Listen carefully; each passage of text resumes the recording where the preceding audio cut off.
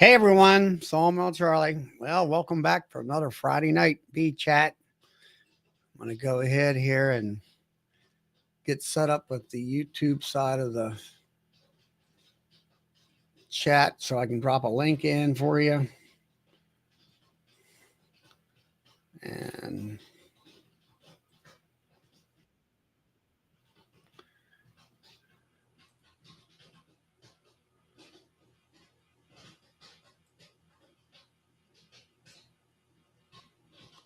up.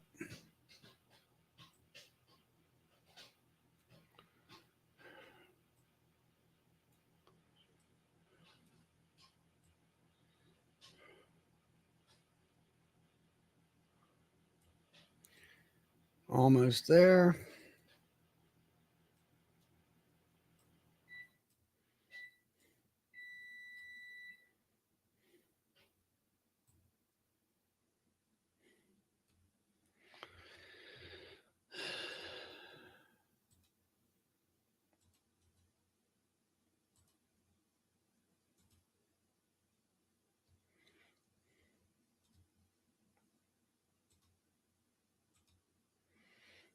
And there's pinned to the top.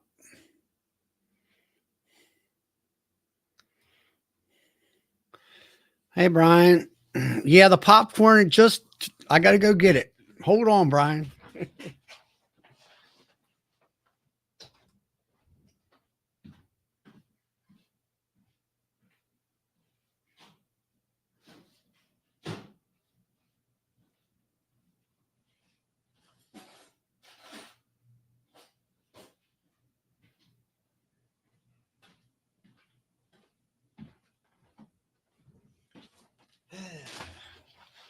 All right, I'm back.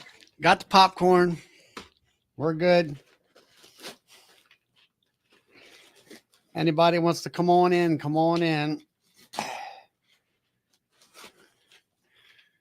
Well, anyway, hope everybody's doing well. Hey, Tom, Randy, and let's see who else. We got Shane and James, Hozabuzz Homestead. And there's Darren and Tytron.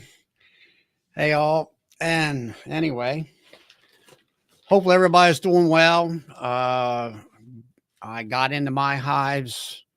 Hey, Michael. I guess it was Monday, and it was about 60 degrees here. Hey, Roy and Randy.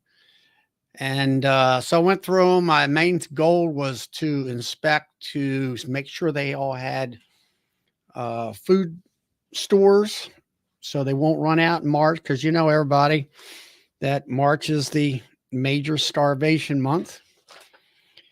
So I didn't want them to starve out. So inspected my nukes. And hey, Keith. And so I did find one of my insurance hives that I use. I use all mediums, of course, in my production hives.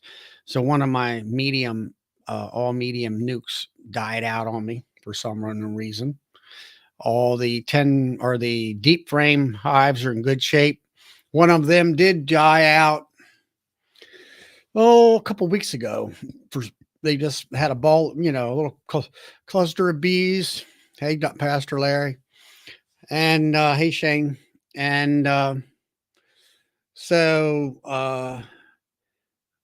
that's what I've lost in my nuke yard. The biggest upset is that I went through my hives that are behind me here, and I found 4 out of 12 production hives dead.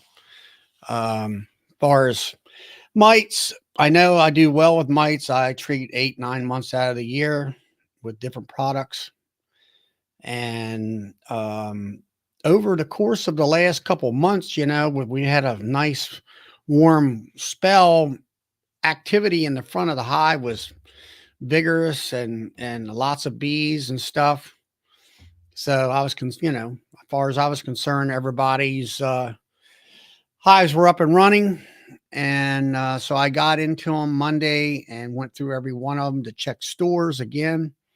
And I found 4 of them that were dead. And one in particular, most of them had that typical scenario where you had a fist, let's say about a fistful of bees in a cluster on one of the frames, and their heads down in the comb type of thing.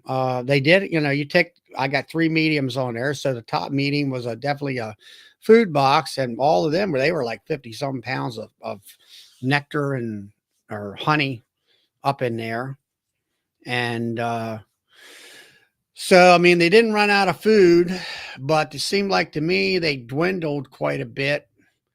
One of them I did notice I got down to the point where I was looking, hey Lee, and looking in the bottom of the bottom board, and they, well, there was like about maybe an inch or a half inch worth of layer of dead bees there, not all over the whole board, just a small amount. And you could see where I had been blowing in the vapor, and it had covered the bees up with it.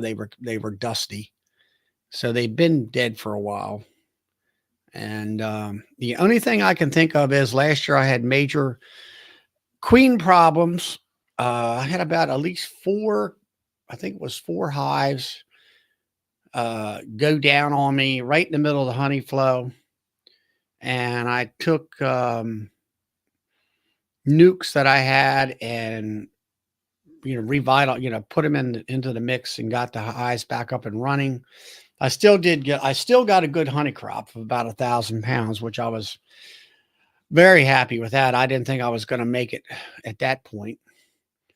And so the only thing I can think of is I had gotten some queens from one of my mentees that he said he wasn't going to be around because of his military service. So I was wondering whether they weren't poorly, not so much mated, but I've been watching some queen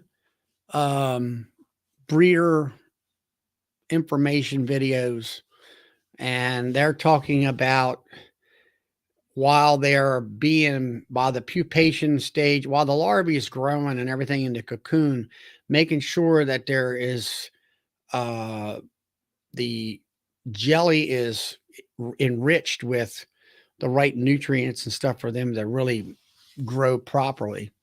And i.e. given a nice big long queen with a big abdomen, and the spermatheca is well developed and all that, so she can get mated very well. So that I'm saying that most likely it was queen issues. So hopefully I can take care of that this year, get some queens up and running. I'm also in the middle of, I do have 3 nukes that I have gotten through the winter that are there for this purpose of replacing the queens or replacing the hives when they have a dead out. Insurance hives, as I like to call them. So I'll be dropping them in place as soon as it kind of gets a little warmer. It's been cold and rainy this week. They're talking about rain tomorrow. So the weather is still quite unsettled. And so I can't really do much of anything right now. I did have while I was inspecting, I did this in the middle of the day, kind of took off a couple hours from work. We had some help here that I was able to do that. And I went ahead, I had some global patties, and which had a rocket fuel in them, or Apis biologic. So I went ahead and usually it had a full patty, with a long piece of it. I actually cut it in half. And the ones that were strong, I just give them a half a patty.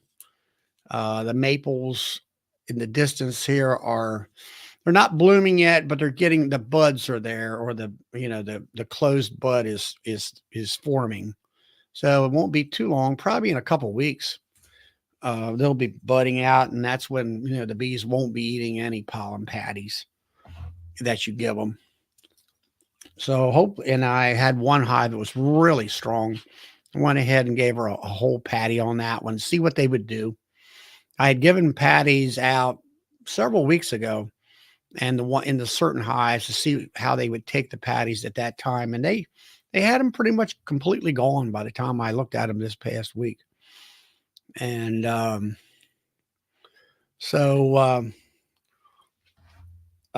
that's what I'm in the middle of as far as doing that. And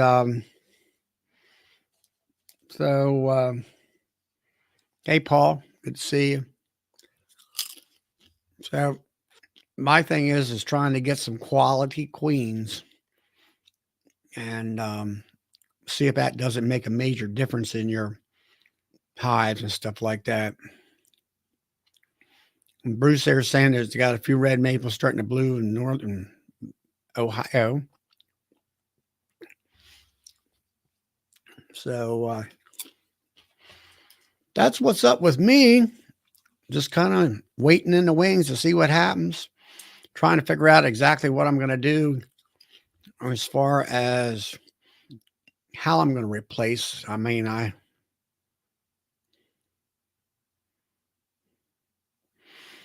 well, Randy, that could be a possibility, but I don't know. It was like 75 degrees, and the had low humidity when I did all that. Hey, DNN, Dan. Um, who knows? It could be Randy. I'm not really sure. Hey, Doug, how's everything up in Canada? Cold? We're getting ready for we're getting ready for a big storm. Are you?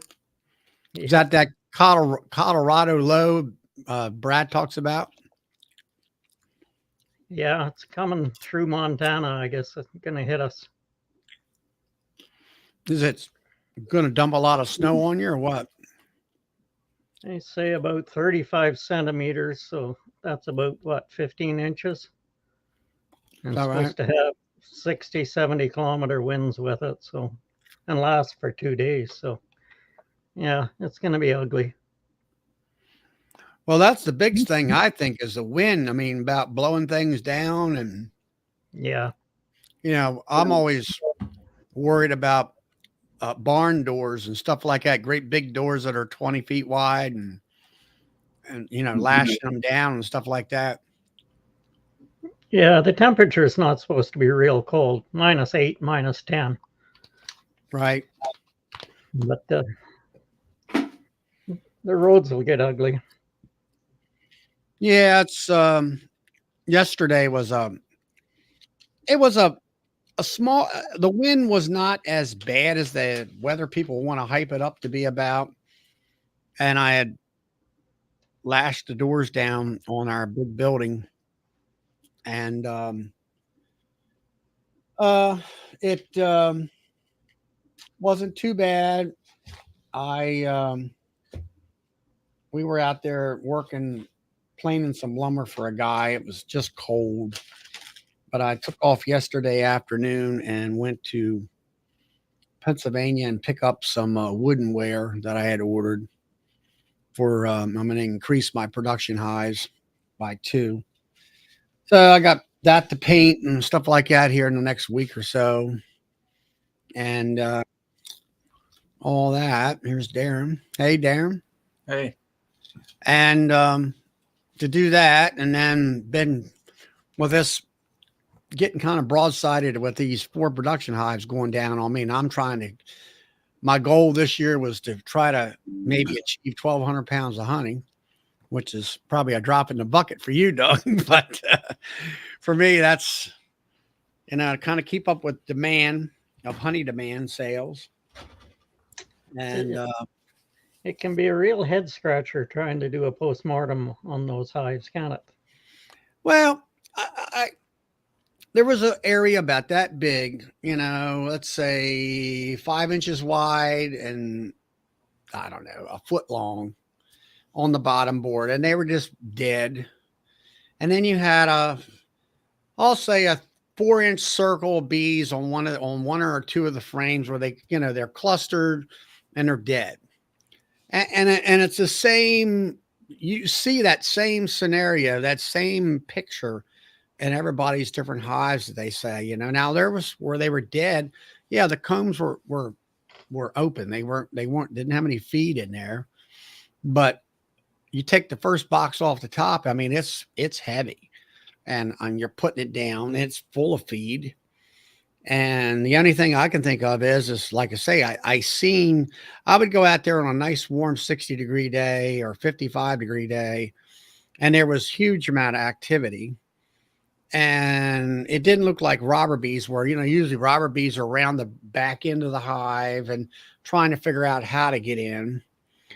And hey, Mrs. T, and all that. And I assumed that, all my major hives were up and running. And then I went through, like I said, during the lunch, after lunch, and I found 4 dead outs. So I asked a friend of mine who's been at it for 50 years, and he said, it's like bellying up to the craps table, and you throw the dice and you either win, you might not. And he said, that's the way these bees are. It's a crapshoot. And I said, well, I know, number one, I treat, so I know where I'm at with that. And I've been tested by the National Honeybee Survey, and I know where I'm at with that. That was in 2022, and I'm supposed to be getting tested this year again. I've asked to be tested. So I know my mite load is suppressed and low as far as I'm concerned. And I know feeding wise, I fed them to the point where they just would not take anymore. And I leapfrogged all the feeders off of them as they were sucking it down. When they stopped, then I would move the feeders on to the next one that would want food. And they weren't wanting for food.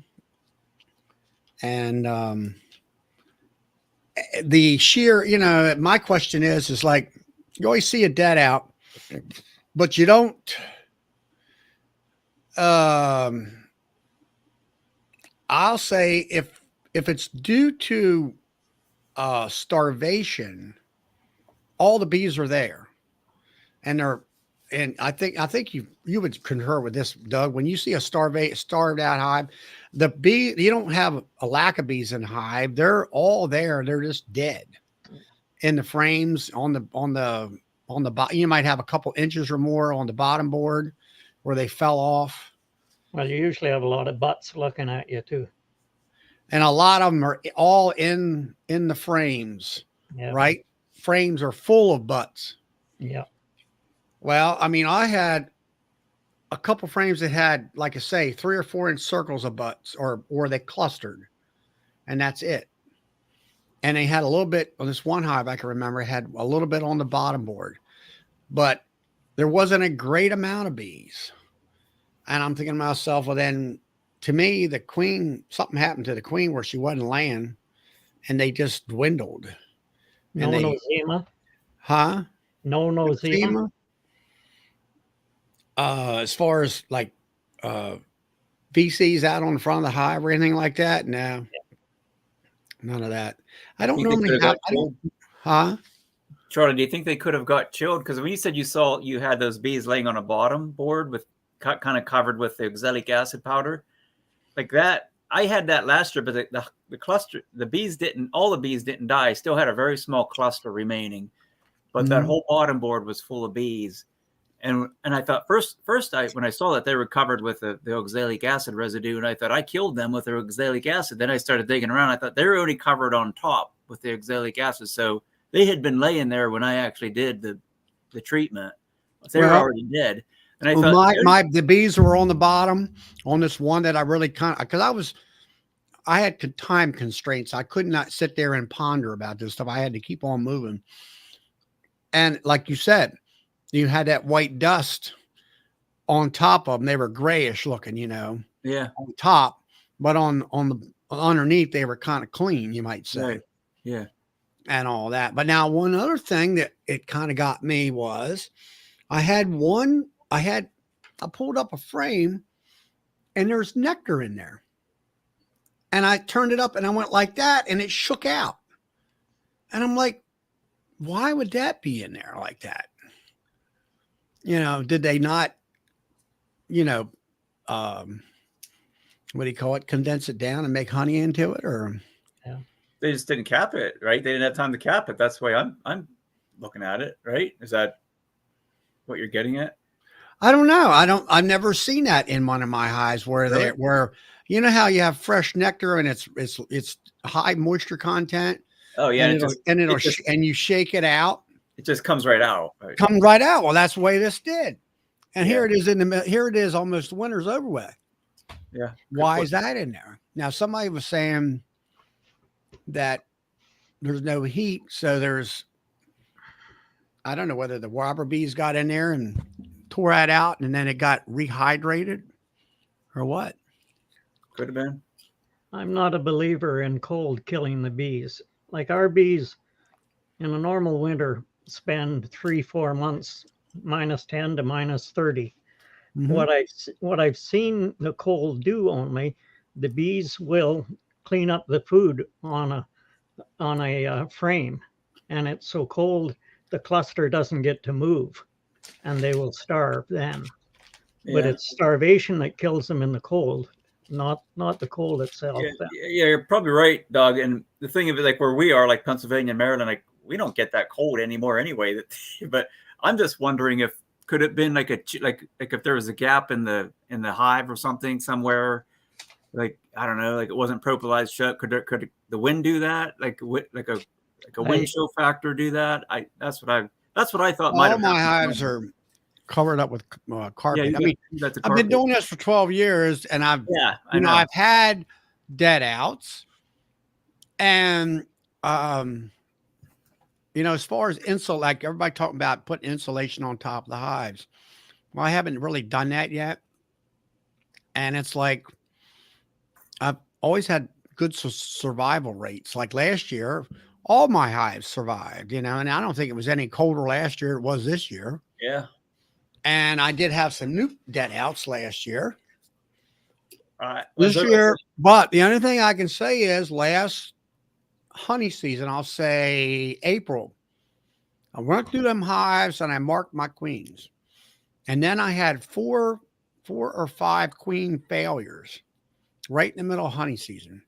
Then I brought some nukes in, papered them in with a queen, and they took off. Now I did have one of the hives that's still alive right today. It's got 2 medium boxes on it. I had a nuke there. She's still running, but she's not a real strong hive. And I think because they didn't have time to build up prior to getting into the winter. And it's surviving, but it's still that problem child.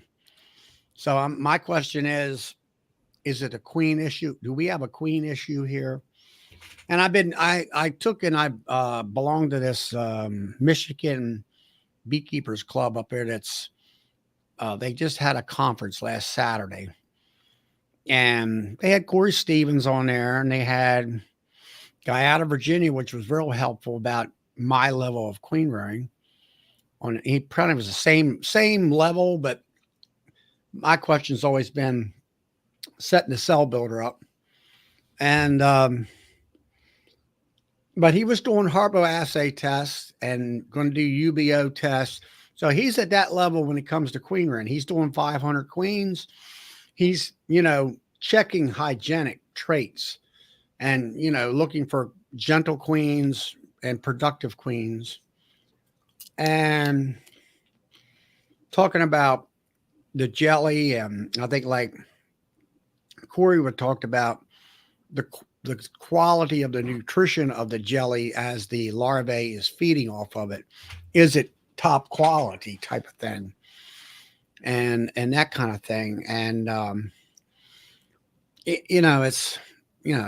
thing I can say is I had queens that I got from a guy that I taught, and he's in the military, and he had a bunch of queen cells. So I took them home. I incubated them. They came out. I put them in mating boxes. I utilized them, and I'm wondering whether or not I had inferior queens to begin with using his stuff, or maybe some of my new. I took some of my own nuke boxes, so maybe I even had some inferior queens in my production area. You know, you just don't know. Hey, JW. Hey, Todd, Tom, and Melissa. Was your population good on all those production hives when you put them to bed? They were strong.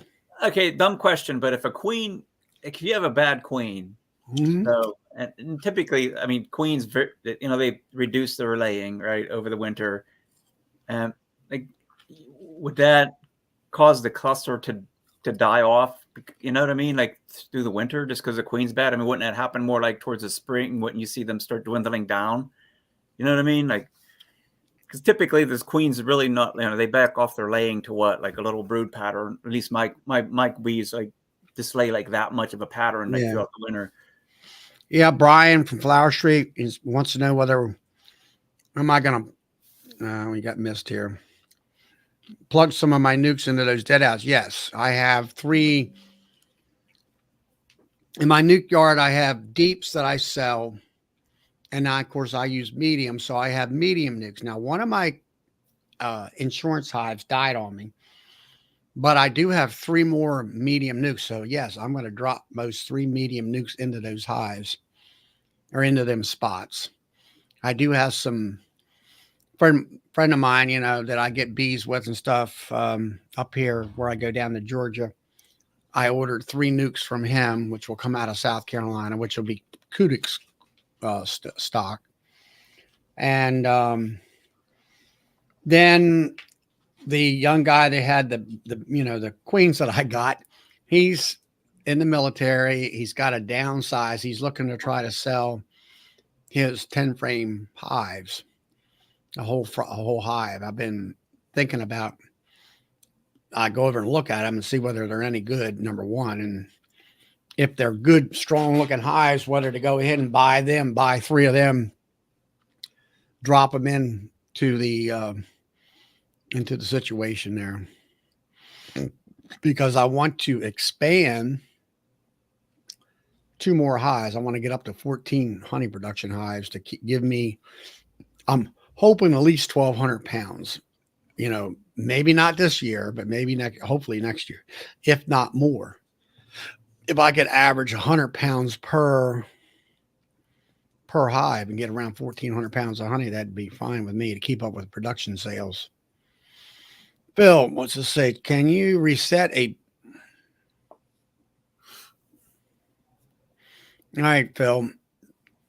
The recap, I lost 4 of my production hives out of 12, a couple of my nukes, and I don't believe it's mites. I don't believe it's food related. I think it's queen related.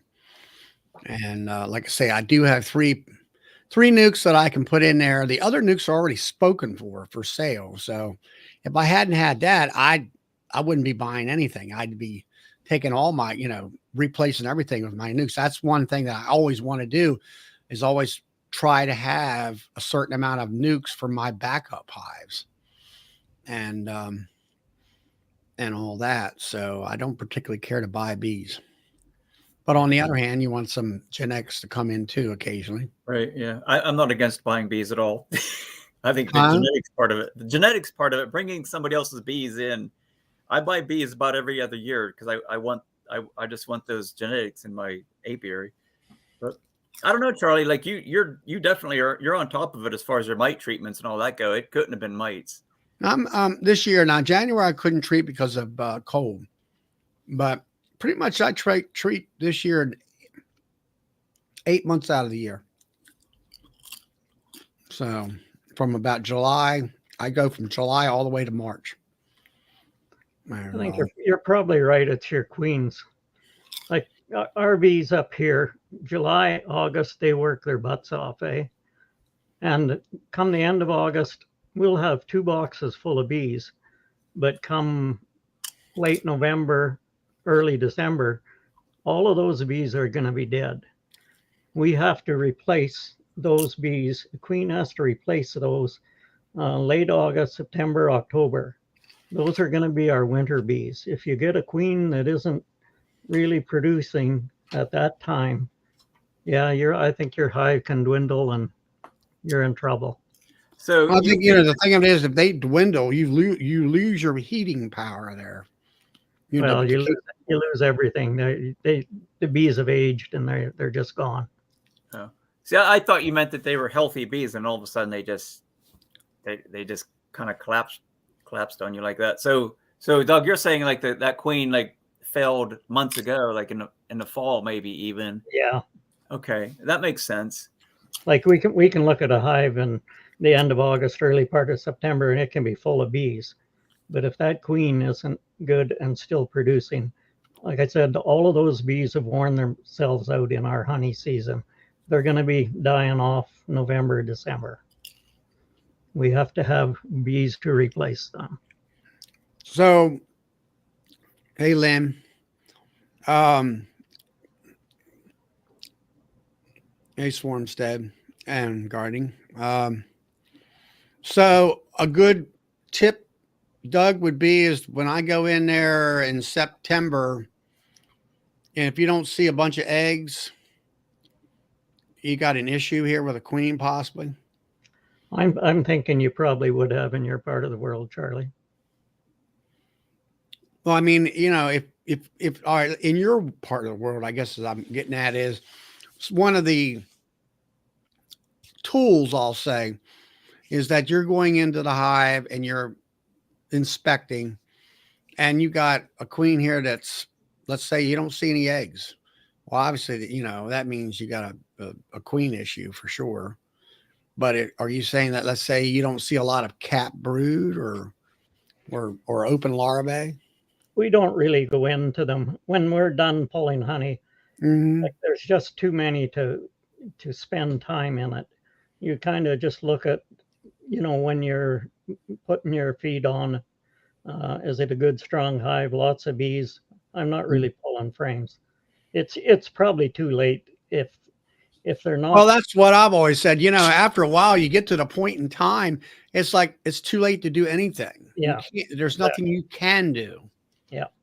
And all that. And that's where, my main thing is justification, I guess you'd call it, is the fact that most of the time when you ask somebody, did you treat? And they go, oh, yeah, I treated way back when. Or, they only treated once or haven't treated or whatever. Well, there's a mite issue right there. And then they'll around here, it's like, oh, we didn't have a great flow in the fall and everything. I'm like, we never have a flow in the fall. I mean, in my area, I don't depend on that whatsoever.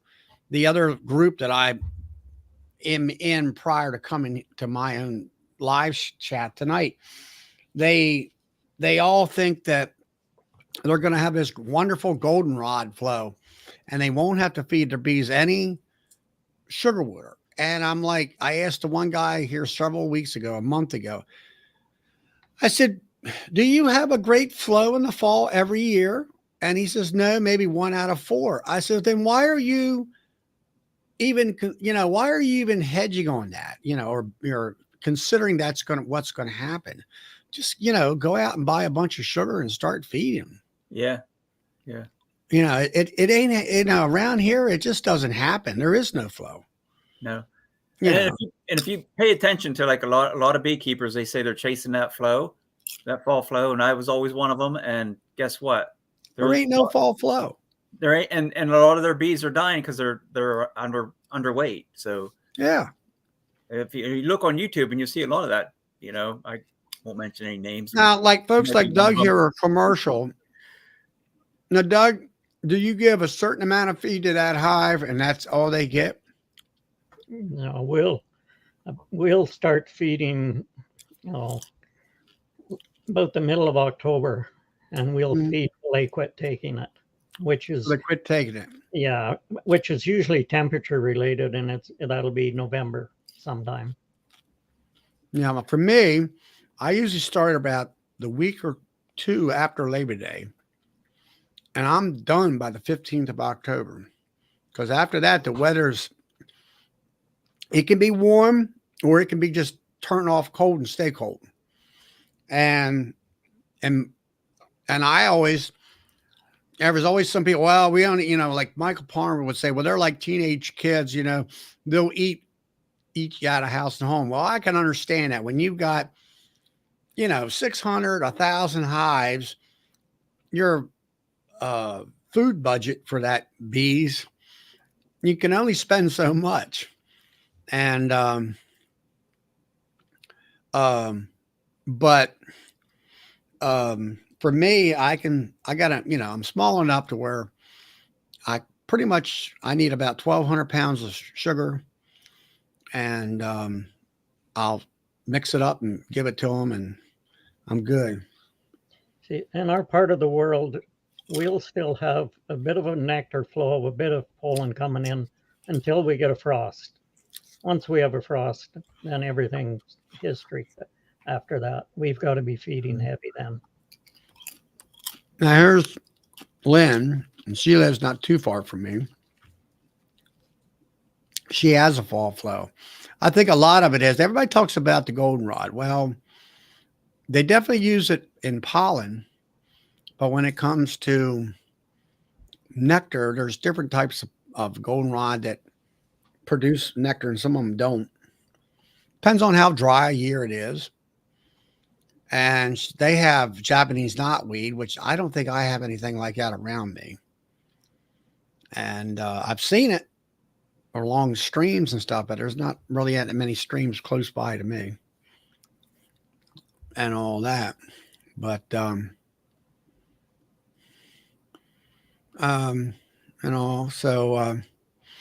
yeah, it's just Russell's asking if we feed pollen in the fall. Yes, we do. you do. Yep. Why you do that?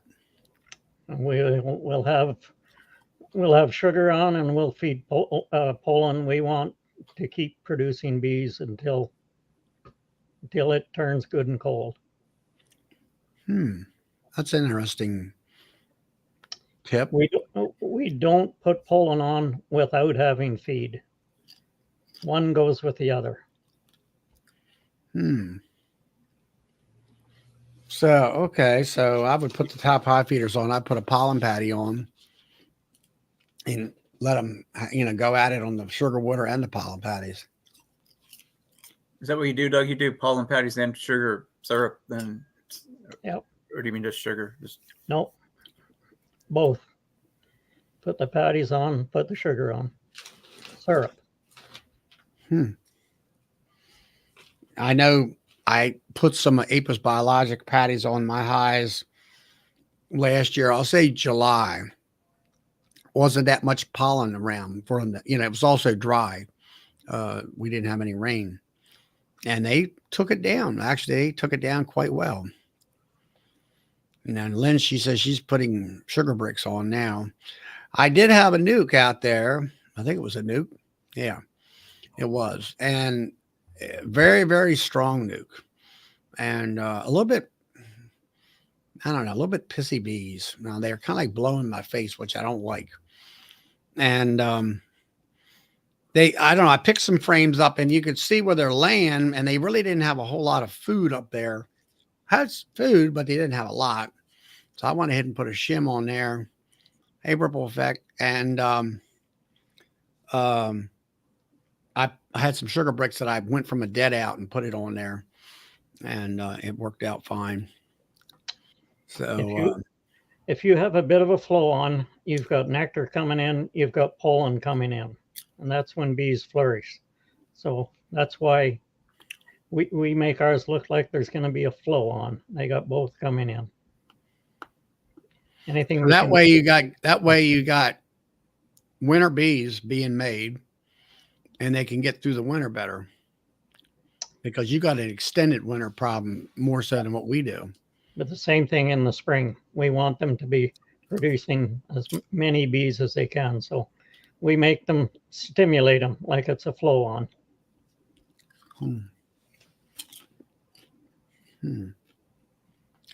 Yeah, I never did that in the springtime and all. But so that's where I'm at with my bees. Like I say, I do have backups for the folks on the sidebar there. And I got some nukes coming in because I'm looking at, all right, I got to replace my nukes that I'm selling. And they're going to definitely, I mean, I'll take a 5/5 and I'll take the 5 right off the top, and the other one will be plenty of bees in the bottom. And now Tom there from Via Hives, he put global patties on and 1-to-1 on last week. Helps bridge the gap between cooler rainy days and stuff. Where's he at? Up in Minnesota, isn't he? I think. They're St. Louis, Missouri, I think. Missouri? Oh. I think. I will look. See if I can find it. Yeah, there's no magic formula to get bees to survive the winter. Like last winter, we had an ugly winter last winter, cold, lots of snow. Our losses were 7%. A normal winter, 15 to 20%, but we've had losses 35 and 40% some years. It's you roll the dice, I guess. Yeah, you're right, Doug. Because sometimes, we get into this habit. We think, well, we're treating for mites, and they have feed. They're going to be good, and Charlie's good on both of those things. And this, it's kind of concerning. You never know what's going to happen. Well, we had a real unusual winter this year. Like November, it's kind of normal. We hit December. It's really warm. It's warm enough. I'm worried that the bees started to produce again, start to lay eggs. And then I'm wondering what happens to the mite load then. If, once end of November, we're done. We can't treat for mites. But it's warmed up. If those bees started producing again, we may have a mite load. We may have bees that have got stuck on the brood when it turned cold. It's been a really strange winter, so I don't know what to expect this year when we start taking the wraps off. Well, it's like Brian said, there's sometimes bees just die. Yeah. Well, I know, like I say, I know I got my mites under control. I know I got the feed, and I gave them Apis biologic, which is even better. But I will have to say, Doug, like you said, you had 2 hives got Apis biologic. One was thriving and one was okay. And I kind of noticed that this year a little bit. But the ones that are left, except for that one dink of a hive that went into the winter, they're thriving quite well and all. We're using Apis again. Like, I don't think there's a thing wrong with it. Like you said, Charlie, it kind of fills in the gap between sugar and nectar. It puts those extra little things in there. Mm-hmm. Whether you'll see a whole difference or not, I don't know, but it sure won't harm. Well, I don't know. Last year I seen a huge difference in the bee population. I had bees from the bottom board to the top and brood the same way. I'd never seen that before. And I have not dug into these hives. I just was able to, I'd either push look on the sideways and see whether they had honey, or pull 1 or 2 frames up to see whether or not there was either brood or, they had honey in there, and all of them were, well fed. So I looked up the maple trees behind me there, and you could see the buds starting to form. Buds are formed. So maple blooms are not too far away as far as fresh nectar and pollen coming in, and all that kind of stuff. But I don't know what else it's one of them things. I just, you can sit here and scratch your head all you want and try to figure something out. But like I say, sometimes I just get to the point where it is what it is. And there's not really much you can figure out, whatever. Well, I don't want to scratch my head. I haven't got a whole lot left. I got to keep what I got. Yeah, but anyway, that's what's happening, as far as me. What are you doing, Darren? Have you been in your hives since that video? I have. So far, they seem to be doing well. I'm more concerned about them. I'm not worried about any chills or anything, like cold weather or anything. I'm more just worried about like feed and stuff like that. I've got about 3 more weeks, I think, or 4 more weeks to worry about that. But so far, they're doing well. I'm planning on expanding out to 10 nukes this year. So I'm going to do I want to have like 10 to 12 production hives and something similar to what you're doing, Charlie, and have like 10 resource hives or nukes. That's my plan for this year.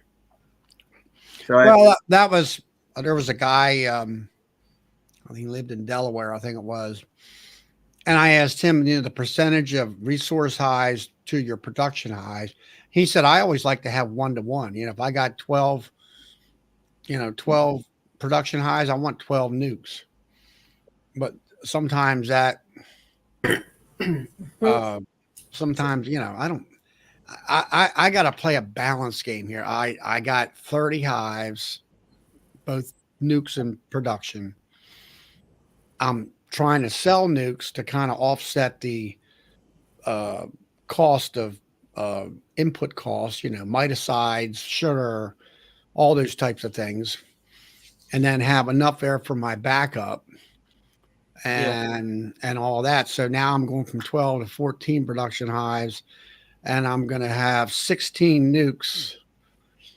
I want to have at least 10 to sell, but then I'm thinking, well, I need a little bit more than just 10 because I might have a dead out, and I want to have something to replace the nuke that died out. Right. But then I also have to have and they're all deeps because that's what I track all that sales wise. People want deeps, and I have to have my backup highs in mediums for my medium setup that I like to use. And so I'm running, in order to do that realistically, I'd have to have somewhere around 35 or more hives. And I can only do so much by myself. I'm thinking like with my resource hives, some hives are going to be, they're going to be making comb. Some are going to be doing, like brood factories. And then what's left, I might try using some of those nukes to do like comb honey. Because I know, the way nukes build, sometimes it's insane. They can sometimes fill a frame faster than any big, 10 frame hive sometimes. And I'm going to try that and see how that goes. And I don't know, I may end up having more nukes than I have like regular, like 10 frame, production hives. Who knows? But this is going to be like when I started, I was following Michael Palmer, and I went down what he talked about, and I raised my nukes and nuke 5-frame nukes, and I still do it that way. And I find that survivability wise, they do well. I was talking to a guy tonight. He got a friend of his who's going from long lang type hives to regular Langstroth, and about building comb. I said, I'll tell you the best way to build comb, put that 5-frame nuke that he's going to buy, let's say from me, keep it in a 5-frame nuke, and now put another 5-frame of foundation on top of that, and then feed it with 1-to-1. Right. And they'll go up like a tree. They'll draw them 5 frames out perfectly, And then I said, go ahead and put another box on top of that and keep on going. And you might get up there to where you got 4 boxes of 4 deeps. If he's going to do, I don't know what he's going, yeah, he's going to go with deep. So that way you'll have 20 frames of deep frames that are drawn out nicely. You try to do that in a 10 frame wide space. It's harder to get them. If you ever notice in a 10 frame box, where are the bees? Where are the cluster at? They're always on the center 6 frames, 5 to 6 frames. Right. Yeah. And all. And that's what I've often watched. And I make skyscraper nukes up and then break them down into 10 frame when they're all drawn out and stuff. How's Tom and Melissa? We're good. How are you? Good. Yeah, we're doing well. We thought y'all had some interesting topics going on this evening. We were just kicking back, relaxing, and listening on our way home from having some fish. And then we thought you guys had some pretty interesting topics going on. Well, I try to keep it interesting. Yeah. And I try to keep it interesting, and also stuff that's trying to find answers, on a lot of problems that way. Yeah. And all that kind of stuff. Tom, how are you doing with your bees over there in Ohio or Cincinnati? Bees are doing good, but I can add you, Charlie, to a couple weird stories. 2 years ago, I think I told this once. I was called first week of October on a tree that was cut down that had bees in it. So I went there to it. While they were loading it in their excavator, it fell apart, and half of it landed in my bed of my truck, half of it landed on the ground. I actually did find the queen, 1.5 frames of bees. That's it. Maybe 2 frames of bees. I put them in a nuke, put 2 sugar bricks on them, and they made it through winter. No comb. I mean, I put comb frames in there, but that was it. And they made it through winter. It's like, then this year, I had 3 hives that fell over that survived, and they're actually survived. They're thriving right now. That spent 6 days below 32 degrees, in a row down to 0 degrees a couple nights. But then I had a big hive, one that I was going to graft from, just die here the last 2 weeks. Makes no sense sometimes. Right. Now, I'll see how I can distinguish. I'm going to call you Mac, Tom. Mac. I'm going to call you Mac, and I'm going to call Tom here in Beehive.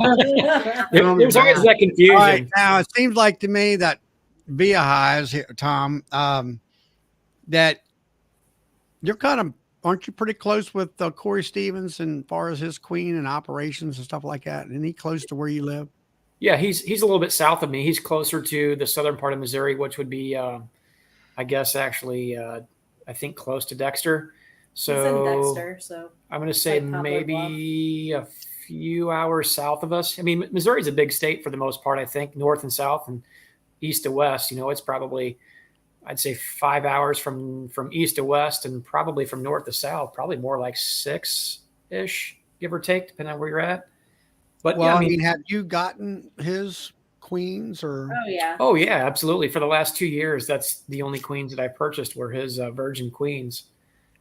I think there was a little bit maybe the year before. If I can't, I thought I'd purchased a couple the year before, but mainly the last 2 years. That's what we've been working with. Some people don't like them because they claim they're aggressive. Again, I think we've talked about this before. I wouldn't say that they're overly aggressive. If I was to scale it from 1 to 10, 10 being the most aggressive, I would say on average, they may be somewhere around, I don't know, maybe a 3.5, 4. I would probably suggest anybody that, and I think Corey kind of says this himself, if you're living in an area where you have neighbors very close or right on top of you, you might be cautious with them, but if you have a little bit of open ground with these, I don't really see a problem with them. I mean, I've dealt with some bees that were probably less aggressive than these, but I don't mind a little bit, of spiciness, especially certain times of the year, like right now when we try to go into them. Well, Sometimes they get a little bit. I call that defensive. Yeah, I think so No. too. I mean, if it's a flows on and, me, I can go into my hives like the nukes or even the 10 framers. Let's say the flows on, and they'll open up and they'll just kind of, they're just doing their thing. They're not even paying attention to you. And I don't, and there's always, I watch other people's videos and the first thing they want to do is smoke everything. And I'm like, why are you doing that? They're not up in your face. Just let them, I don't smoke unless they get kind of blowing up in my face a little bit. And then I kind of calm them down with some smoke. And, or they'll come up, well, we got to smoke the front of the hive. I'm like, why? I don't do that. You're pushing the bees up in the top when you're doing that. That's what I always thought. It did never make any sense to me to smoke the front because you're just pushing the bees up then. You ever notice when you smoke them, okay, then they get the buzzing hot. They have their sound gets higher pitched if you smoke them. Well, when you go in there and go into them and pull the tops off, usually I get the ones that, and they're fine. Now I got a nuke out there right now I put some sugar bricks on them, but they're kind of, you can take the top off them and they kind of blow into your face all the time. And I don't particularly care for that. Yeah. But then I always, you'll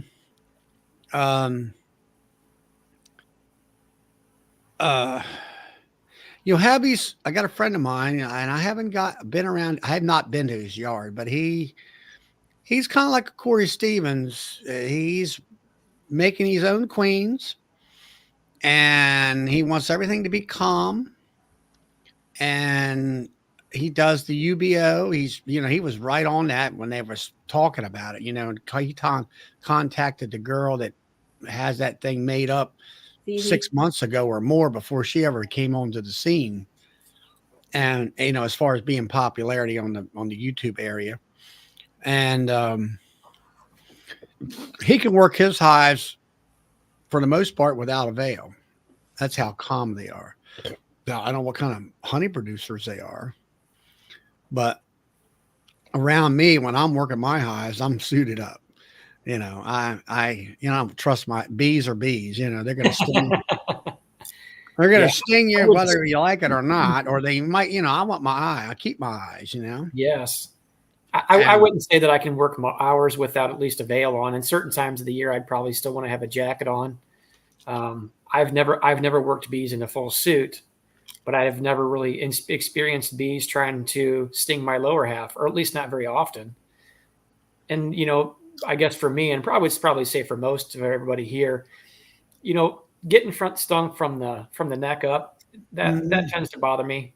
Anywhere below that, I don't really have as much issue with. I don't want anything in my face. So, right. Although there are those times that you go out to a bee yard just to poke around and you're like, I just want to pop a couple tops real quick.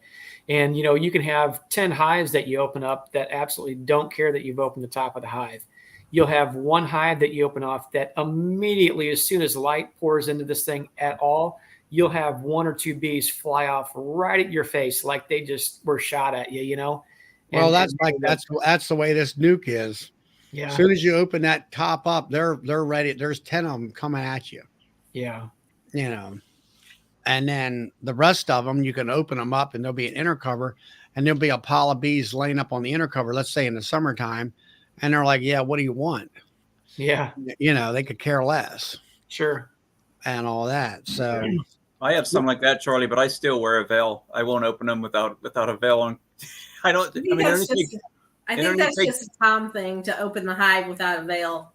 I think if you got 10,000 bees in that hive, it only takes one pissed off bee if she's having a bad day.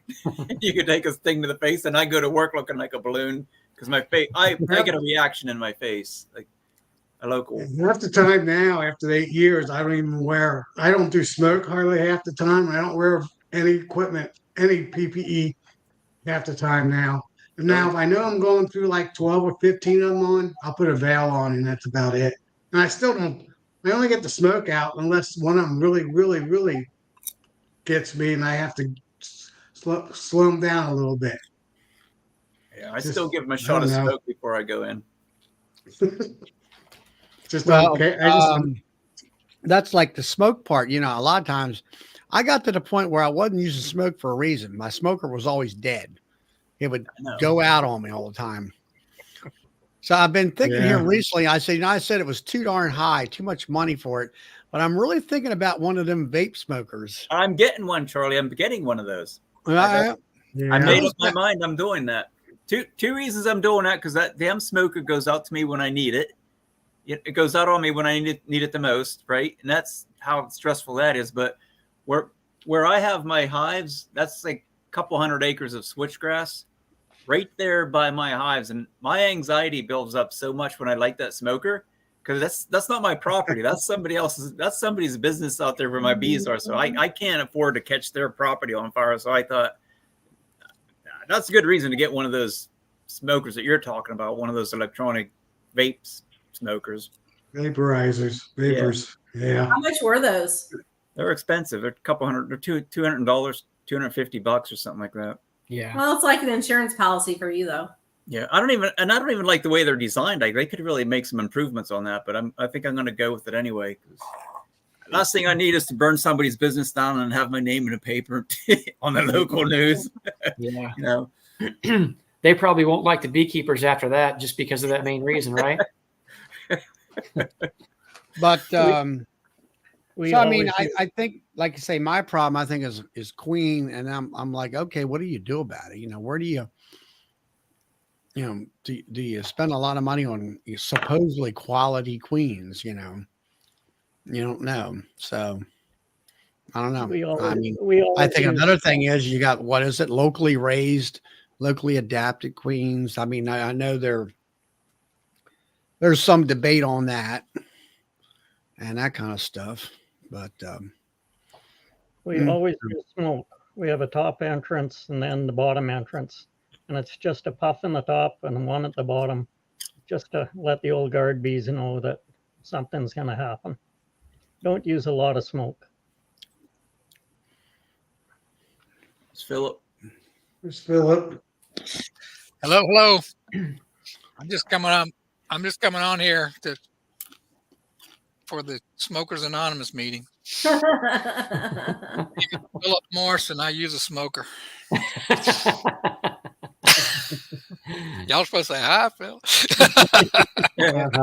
Welcome to the chat. You were talking Brian about says, grow your own. you were Yeah, I talking agree with about some Brian mean there. bees, Charlie. Huh? We had 1 yard. We had 1 yard last year. It was getting time to pull honey. We went in. There was 2 deeps on it, and then 3 honey supers on top. We lifted those 3 up, put 2 more honey supers on, and put an excluder on. Those goddamn bees, I've never seen anything so violent. You couldn't hardly breathe. Your face, your mask was just covered. You couldn't see. They were just after you like you wouldn't believe. The yard has a carragana trees all around it, a really thick hedge. Normally, if you walk under a branch, anything that's bothering you will leave. We crawled through there on our hands and knees. Those lady bees followed us through there. My son got in the truck. He drove it out to the road, which is about 200 yards out. I walked out there. I still had bees bouncing off of me. Got in the truck, wearing the suit or the jacket yet. We had the windows down, drove down the road till we got rid of the bees. So we're talking tomorrow we got to go back and pull those 3 honey supers off. That queen's going to die. But, there's 7 deeps on there. How are you going to find the queen? We got back there, pulled those 3 supers off. They were as mild as could be. Yep. Didn't bother us a bit. Why? I've never had bees like that before, and why they didn't do anything the next day is just beyond me. I've got a similar story to that, Doug. These bees were mean. They were mean as hell, but I was getting ready to move some bees out to the country, probably the first ones, and they were in double deeps. So I decided I'd watch some videos. I decided, I put the queen excluder between the 2 boxes so I could isolate the queen. And what I was going to do was go ahead and to make them easier to carry, I was going to go ahead and split them here into 2 singles just to make them easier to carry and set up. Well, I went out there to do that little thing. And when I pulled them apart, they were on me just like Doug described there. and I was not dressed for it. They were stinging me through my pants. And so I just sat, I had to leave. I had to go away. Literally had to get my son to come out and smoke the bees off of me before I could walk in the house.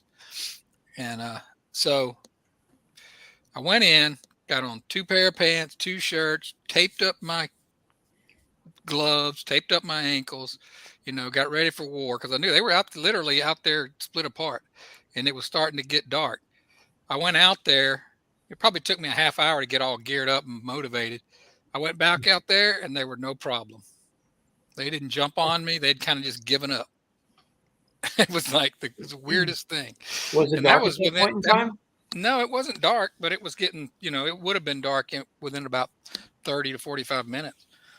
You interrupted their evening prayer meeting. I don't know what happened, but now they were pretty mean bees. They weren't gentle by nature, but I just couldn't believe that after I'd gone to all that trouble, they just didn't act like it was a problem anymore. They had made their point, but it's weird. Yeah. We go through a lot of hives, and I've never had one like that in my life. I wonder if something was trying to get into them the night before, Doug. Yeah. I don't know. Yeah. We took a skunk out of that yard earlier on in the spring, but no sign of anything. But yeah, we wondered that too. I probably had that 5 or 6 years ago. All my hives were starting to get pretty aggressive. And I found out it was a possum that was getting into them. I put a trail camera up, and he was hitting them every night. Once I got rid of that possum, trapped them and got rid of them, they got gentle within probably a week. Yeah. That can be really discouraging, though, to a new beekeeper. I remember when I started beekeeping, I had some really seriously aggressive bees, and Rebecca, my better half, she quit beekeeping over it. I almost quit. I used to get almost sick to my stomach when I had to go check those bees or do like a treatment or something. And then finally they died, and I was like, oh, good. They're gone. They definitely get less attention when they get like that. Yeah. And anyway, I got new bees, and they were so gentle and just fun to work with. I was like, oh, this is what beekeeping is supposed to be like. Like this is why people enjoy this. But that first batch of bees, I didn't enjoy that at all. No way. Yeah. When I got my I can tell you a story. My first year, I bought a package, and from a local beekeeper, he said he was getting them local. Well, I found out he was getting them from Florida. And to this day, it was the worst, meanest bees I've ever had. And I had my friend come over who's a commercial beekeeper. He came over and he couldn't believe how mean these bees were. They're Africanized. Yeah, I think they were. And he went in there. He taught me how to go in there and pinch that queen. So I didn't have these packaged bees for more than 2 months, and I had to learn right away to pinch a queen. Yeah. Friend of mine, Lloyd, up here, he's been buying bees and stuff like that, and for years. And anyway, he flat out, he even had, like, Bob Walker bought some bees from the one guy, and he said, well, they came out of Florida. He said, well, they're Africanized. He said, they're known for that down there. And all. So these were. Yeah. My first bees that I bought were 2 full-size colonies that somebody wanted to get rid of. And when I went to pick them up, he said, full disclosure, that the bees had sent him to the hospital the week before. And so I got them home. We moved them at night. And the first time I inspected them, I knew right away which one of the 2 colonies had sent him to the hospital. They were crazy. But I ended up having to euthanize those bees. Hey, Sandy. I was listening to a lady that was working with mite-resistant bees, and she was getting bees from China and South America, where the Africanized ones were. Mm-hmm. And she said the tame bees have kind of mellowed the African out of them. They're getting to be quite a bit milder down there. I thought that was interesting. You say in South America they're getting milder? Yeah. Okay. Yeah. Yeah, she said they're mating with the tame, and the tame are kind of making them a little milder. That's the way it is down here. Do y'all know that? I mean, I didn't know this, but I watched the history about, quote, the killer bees or Africanized bees. and it's man induced. It was Yep. some science bunch went down there and said, well, let's take let's say our Italian and mix it with that bee that's down there in South America or Central America, because it was a great honey producer. And they were trying to get, a mega bee, as I would call it, that's going to bring in, twice as much honey. Yeah, their bees down there were kind of dying off too. They were having a problem with their bees. But Well, anyway, that's how we came about, having this killer bee / whatever Africanized bee. the way I read it, Charlie, was that this scientist, he had gone all over the world and he had gotten about 12 queens or maybe 15 queens of different races. But when he got into the port, they found out he had bees and they held him up with paperwork for like 2 or 3 weeks on the cargo ship. They wouldn't let him get his bees. And when he got to pick up the bees, the only ones that had survived the trip was the Africanized bees. So that's all he had to work with. Mm-hmm.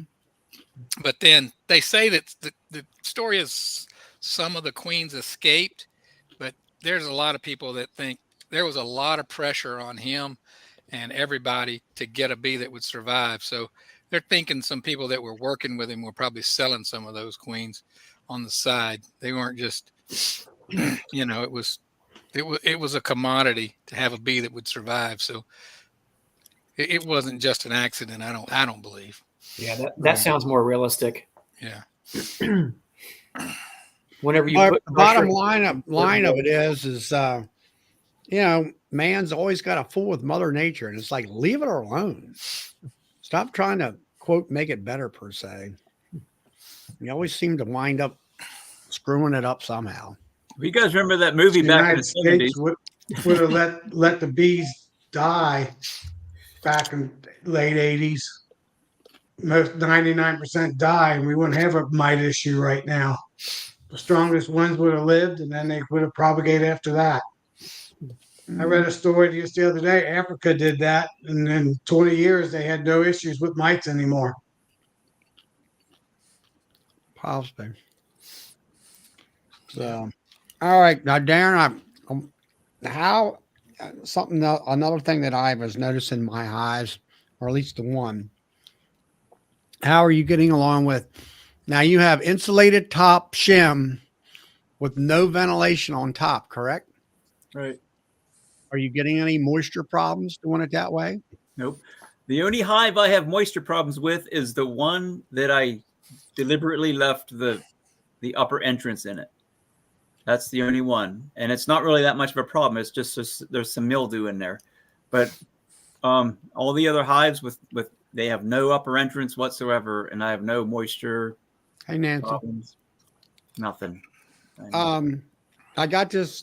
Of course, I could open it up this weekend and see different, but as of now, like I've had no problems. I got this. Let's see, what's it? Not lands. License hive, insulated 6-frame nuke. I had the pollen trap is the inner cover, and then it's kind of a dome looking top, no upper insulation. All those have been plugged up. The only thing I have in the bottom, there's 4 ports for ventilation. I left one of them open for the last couple of years I've been using it. And this hive's kind of the way it's set up. I had to put a board on my rack to actually let it sit on because it's got 4 feet. And I noticed a little bit of water, I think, coming out of the bottom of it, out of that hole. And I opened the top up Monday, I guess it was. There was a little bit of dampness on the tops of the frames and that kind of a thing. I've had noticed in years past where there might have been water, coming down the sides or the sides of that top lid and stuff like that. And it wasn't really moldy up there too much, but I was kind of surprised that, what I've read and talked about where, it's going to be high humidity, but the condensation, it condensates on the sides of the hives. But I was wondering what you had, whether to. And I only got an inch, 1 inch of insulation in it. Like I'm not having any problems, so I'm happy with it so far. That's going to be my thing, I think. I gotta build up my confidence on it, but I want to eventually do away with the sugar. As long as my hives are fed up real good and they're nice and heavy, I'll get away from doing that sugar, because that sugar for me, part of that mountain camp method is just to help control some of that moisture. But I kind of want to get away from that and only feed them sugar if I need to. But I don't have the confidence in that yet. Did the sugar when you were? I seen you put sugar in. Yeah. Did you have absorption? Did it show absorbing moisture in the sugar? Yeah. It. That's why I never understood why people make sugar bricks, because if you put that sugar in there, just regular like sugar, in like a few days, it's just like a brick. It absorbs that much moisture. So, I mean, I always thought let Mother Nature do it for you. But yeah, when I put that sugar in there, it's kind of, I can just scoop it out. In the springtime, I can scoop it out or just grab it in a clump and just pull it right out of there, because it gets real solid like that from that moisture. I guess with the sugar bricks, though, like when we make ours, we put citric acid, apple cider vinegar, honeybee healthy, and something else in it. I can't remember it now. And so that is supposed to help them digest it a little bit easier. Helps break it down. That's Kent Williams' recipe. So that's supposed to help them break it down easier and be easier for them to digest and whatnot.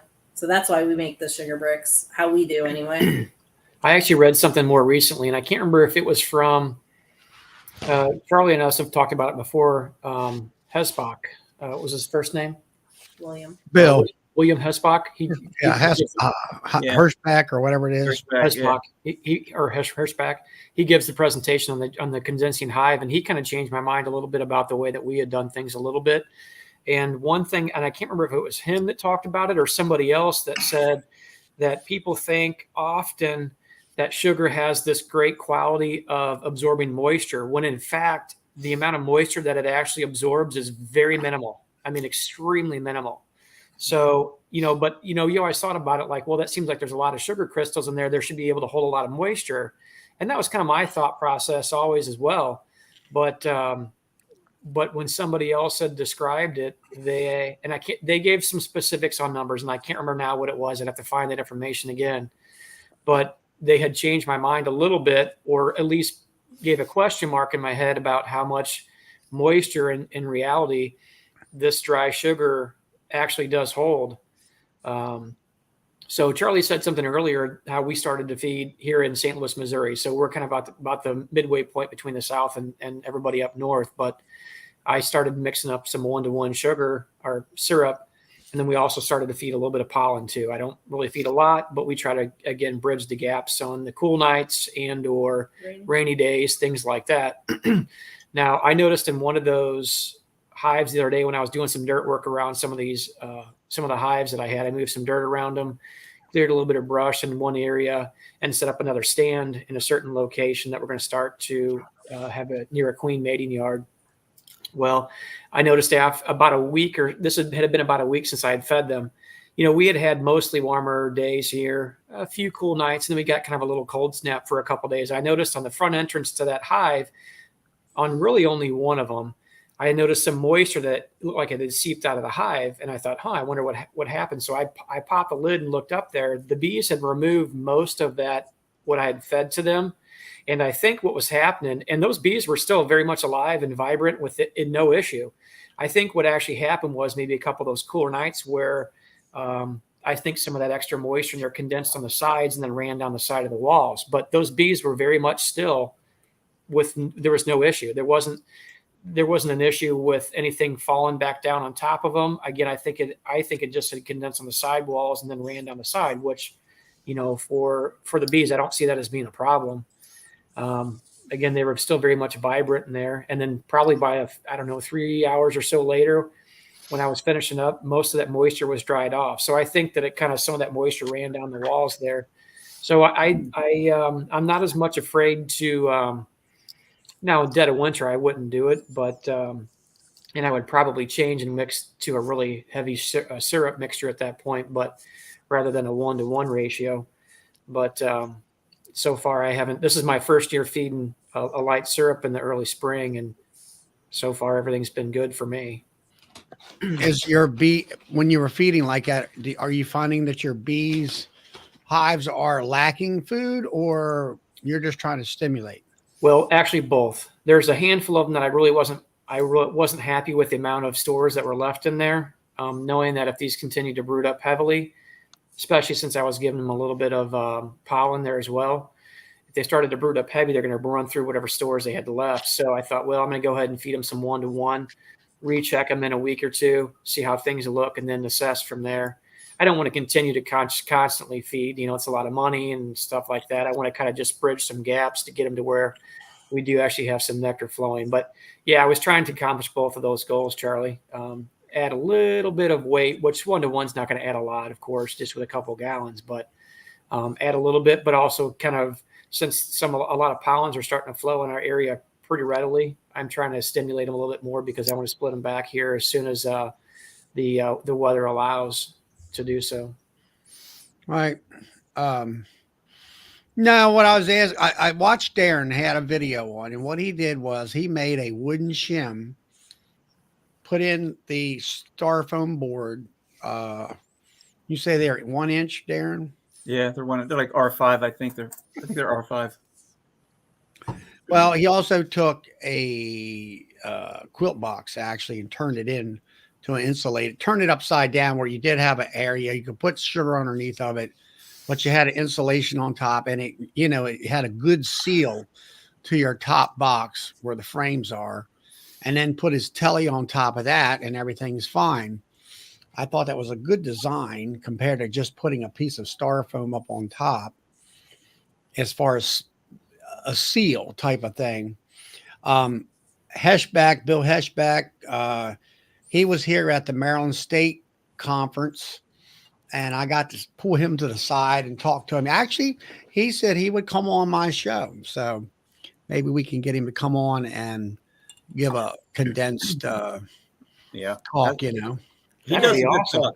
He And did a Zoom with the EMBA a couple months ago. He's a super nice guy. Mhm. oh yeah, very nice. Very knowledgeable. And one thing that we were talking about it, and I was giving him some different ideas the way I said, what about inner cover insulation? He said, no. He said the inner cover is still going to get cold and drip moisture on. So I said, well, I was thinking about like doing what Darren did, is put like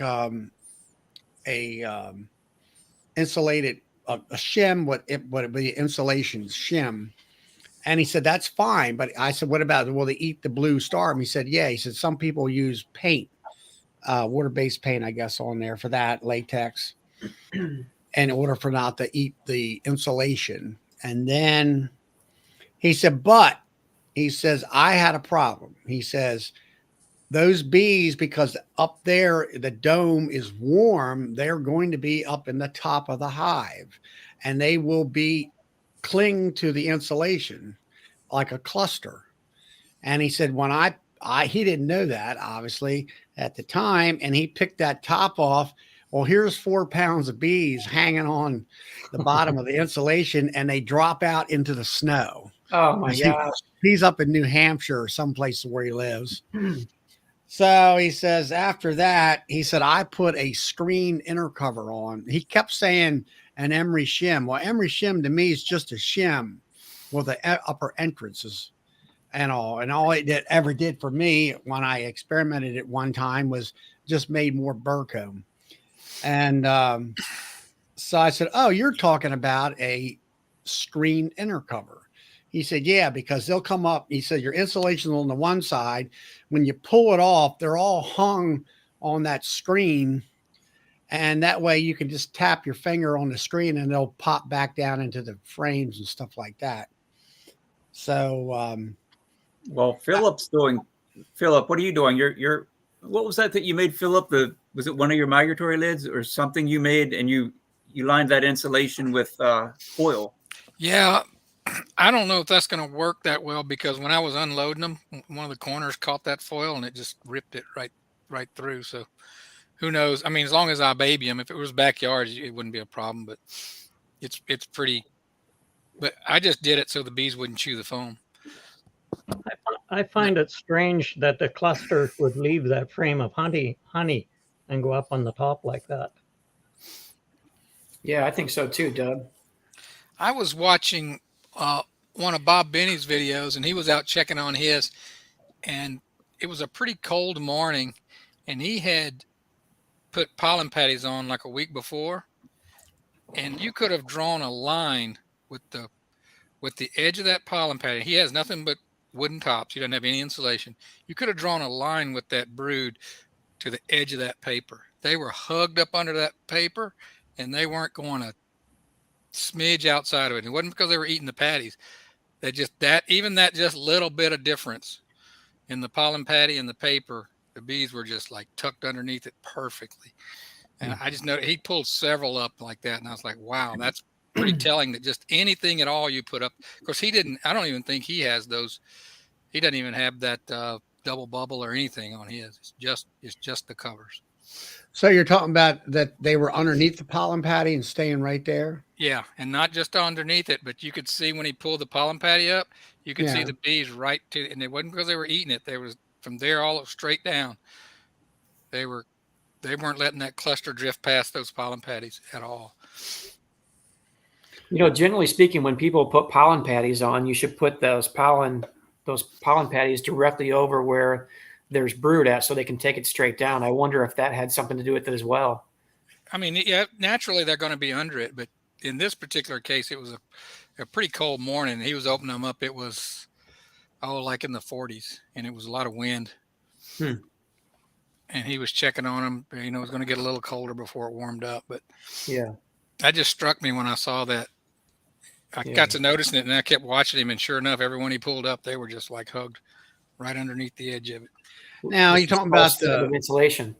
Having that, what's it called? It's like a blanket, you know, trying to stay under the blankets when it's cold. Yeah.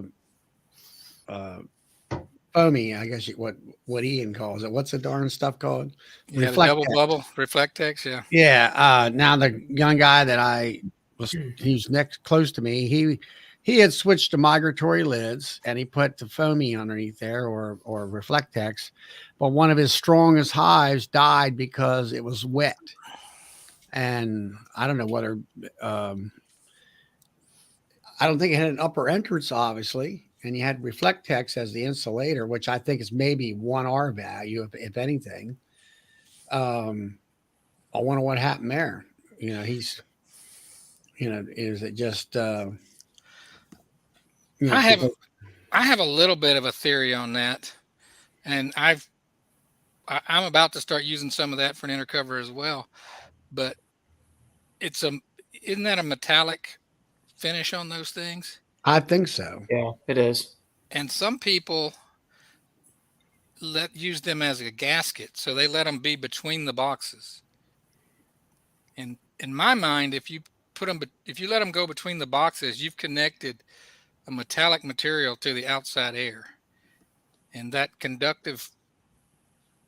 conduction on that material might be pulling cold air into the colony, and condensation would occur through. What do you have, Doug? I know you run migratory and all. Just a migratory cover. It's got a 3/8 rim on it. Has a rim on it. Now, do you put any Reflectex underneath there like Ian does? Nope. But we've got a wrap on the outside in the winter. That's right. But when I started thinking about that phenomenon, I think Darren had mentioned it to me in one of the comments. I'm thinking about, I'm going to do some Reflectex because I bought it, but I'm thinking about going with some, what's it that the University of Guelph guy uses, the canvas. The duck canvas. Yeah. Because they propolis that and it stays pliable. And I'm thinking about trying that out as well. I think that's what was it? Michael Palmer was using too. Maybe. I'm not sure. I've seen them where, like you say, they propolised the bottom part of that canvas or that feed bag or whatever you want to call it. Whatever, if you got, I know if you bought like alfalfa seed or something like that, it comes in a really nice cotton, fine weave, cloth and everything, almost like a kind of like a dish towel, I guess, that kind of a fine cloth like that. And but they will propolis that on the one side, and that's interesting about that too. But that's I've been, I'm sitting here thinking about, doing the insulation. I like the way Darren had the shim, and I'm thinking to myself, okay, I need, let's say, keep that shim. The shim wall will be, let's say, if I use a 2-inch piece of insulation, I want to make my board either 2.5 wide or 2 3/8 wide. That way, I've got a little bit of an airspace there for them. I could put a pollen patty underneath there, is what I'm getting at, Right. or feed them or something. But I can't do the sugar water like Doug was suggesting, especially in the springtime. You can't feed through the middle of the top. Right. So I'd have to go back to my inner cover with a hole in the middle and put a juice jar on that and all that kind of stuff. Well, actually, maybe that's what I need to try for this next year in the fall, is put in a pollen patty on my production hives and put the top hive feeder on and give them the 2-to-1 and the pollen patty all at the same time and see what happens. See whether they take it. And yeah, we feed with a pail, so a cover like that wouldn't work for us. We Right. also use acid vapor through the upper entrance, so a cover wouldn't work for that either. Right. But I don't know. There's so darn many variation ways. I don't want to make a insulated cover and produce moisture to where I'm going to have a bunch of dead hives. I don't think you'll have moisture over the top of them, Charlie, if you do an insulated cover. But maybe if you have a hole in the middle of it, you might. I don't know. Yeah, So I did have a hive here that was a nuke, and it was on that last video I did for an inspection. And I raised that inner cover up, and water, went off of it, like a little, I don't know, cup of water that was laying up there. And I seen it.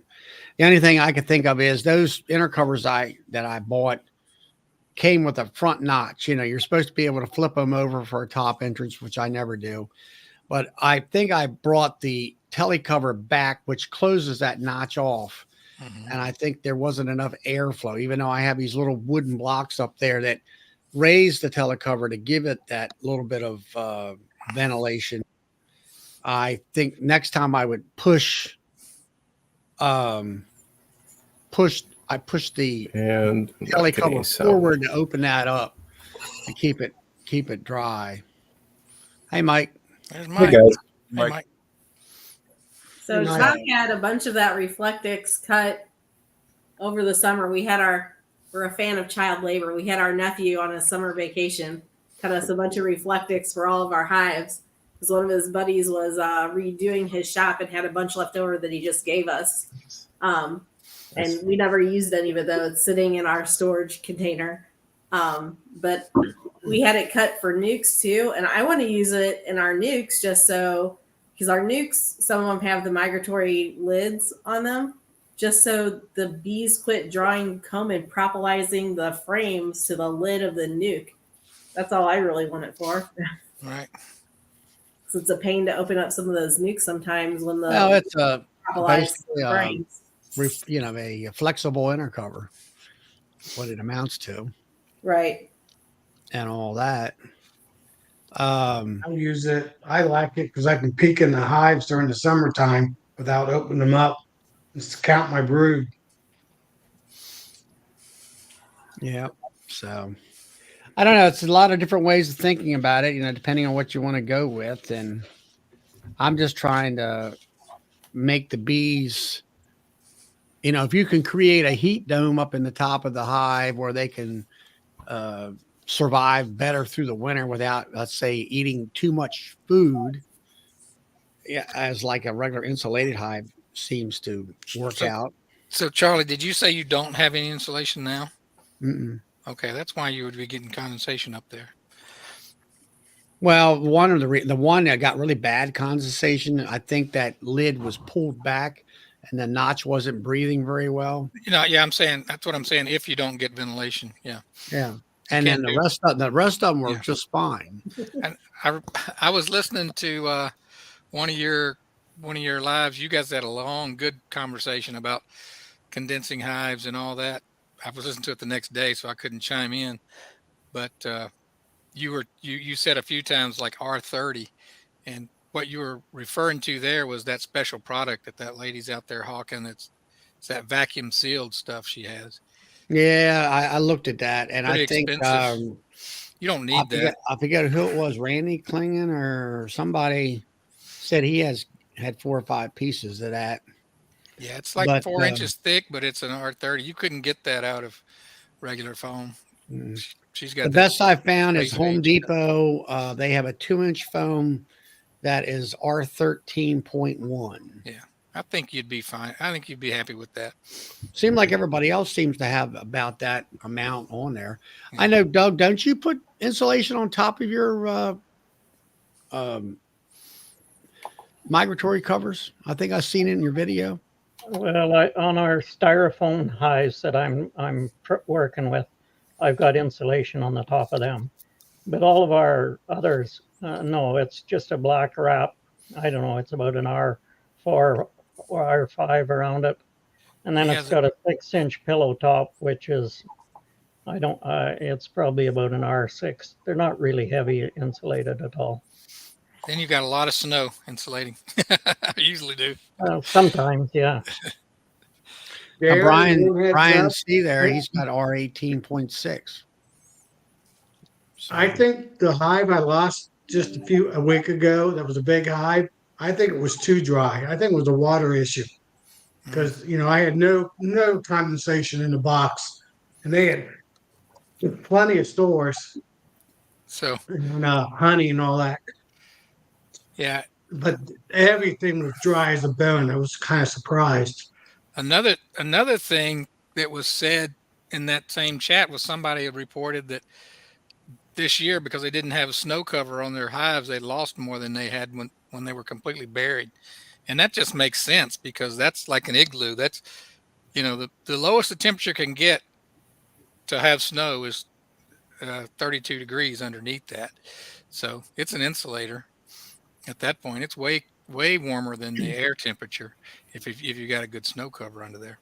If you Russell, have a real big cluster, the heat coming up from that, I can't really see it getting a lot of moisture on the cover. Right. That cluster gives off an awful lot of heat. You hold your hand there, it's warm air coming up. I can see further out on the edges, yes, you'd get your condensation. Yeah, it's wherever the moisture hits the coldest surface is where it's going to condensate. Now, if you had a little wee tiny Guys, I'm cluster, going to sign off because my little coffee is coming back. I think I need to get a little drink. all right, we'll see you. You need some honey, Tom. Got any honey? Yeah, I'm going to take some of that too. For sure. You sound better than you did. What's Mike up to?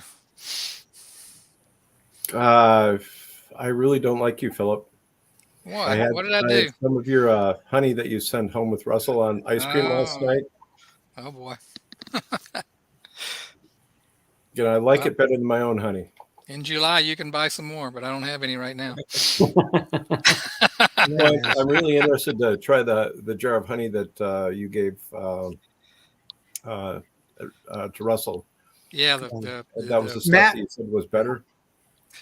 Well, it was more unique. I don't know. Some people, it really depends on the person. Yeah, I really liked it better. Yeah. I hope it comes out like that again this year. We'll see. Philip, did you win that contest? Who put that contest on? It was. Are you talking about Gunline? Yeah. Did you win No, that? I was tied for second with like 5 other people. Yeah. Don't bring that All up. right, I get mad. I'm Matt, kidding. yeah, That Matt was a lot here. of fun. I enjoyed that. Yeah, Matt Morris here's got a question. Treated with formic in August. I don't know where you're at in August to do the treatment of that. That's usually it's hot around here. Yeah. And you don't want to do OA. So the only thing I can think of is depending on how hot it is, you could either do another formic or you could another. I don't know whether Apivar would be a thing for you or not. We have no idea where Morris is. He's in New York. Yeah, I got my notes here. Okay. Upstate New York. Yeah, because that would really the kind of treatment would use would be also dependent on his geography and his weather. When's your honey flow? That's the next question. Yeah. Doesn't Formic Pro have a max temp of about 85-ish degrees? That's Or am I the wrong? top end. That's the top end. Yeah. Yeah, and that's if you're using 2 pads. I'll do single pads, and I'll stagger them out like 10 days apart. And I never have any bee losses then. Of course, it doesn't penetrate the cappings, but if the larva hasn't opened up by then, it's not going to go that. But Yeah. Yeah, I wouldn't use Aprigard because that shuts your brood factory down. And right now, you want to ramp up, not shut down. Yeah. I put the Apigard on after we pull the honey supers. Yeah, that's what we do too. We do the same thing. We do it immediately upon pulling supers and doing checks. I don't know. Yeah. We've never done a spring treatment. We always do OA a couple of times over the winter. Mm-hmm. And, right before they start brooding up. Yeah. I try to do OA at least once to twice a month throughout the whole winter. Now, January this year, I couldn't do it because I didn't get up. I like it at 45 degrees and then hit them, I'll say, twice a month. So I did it in the beginning of February, and then right here last week, I guess it was, I did another OA treatment. Of course, I didn't know part of my bees were dead, but I mean, you could still do OA this time of year when they're brooding up. You're just going to have to do it multiple times, Right. Yeah. Well, I think he was looking for other than OA. I know, but probably because it's brooding up. Yeah. Yeah, I don't think you can, at least in my area, you can't hardly find a mite because they've all finally got places to go. Yeah. Several people have asked me about those Texas fires. They're not anywhere close to me. I just checked my distance from here. I don't know where the fires exactly are, but my distance from here to Amarillo is like 350 miles. So that's like 2 states for most of you all. Yeah. I heard mention that it was more by the Panhandle. It's in the Panhandle, yeah. Okay. And it's mostly grass and scrub out there. There's not many trees. It was probably started by a beekeeper and a smoker. Probably. Yeah, it sounds like Excel. Darren, were you down here? That wasn't it wasn't me. Somebody's got to take the loss for that. Somebody's going to have to take the loss for that there. Yeah, there was some mention that it might have been an Excel power line that came down and it started the whole ignition here. But you guys were talking about sugar bricks and sugar earlier. Russell Koopman ran into a fellow, and I think I brought this up once before, but Russell, I'm sorry, I'm never going to remember that guy's name or channel name. He'll put it up there, but he was grinding raw sugar, granulated sugar into a fine powder, and then adding, I think it was 1 pound of honey for like 5 pounds of powdered sugar. Forgive me, Russell. But mixing that together and then putting in a plastic bag. So he's, in essence, making powdered sugar fondant. And if you think about it, if you're putting raw sugar up there or sugar blocks, it's harder for the bees to chew on. And he said the bees were just tearing right through it. Now, you could use corn syrup, but then the corn syrup is not going to have the peroxide in it.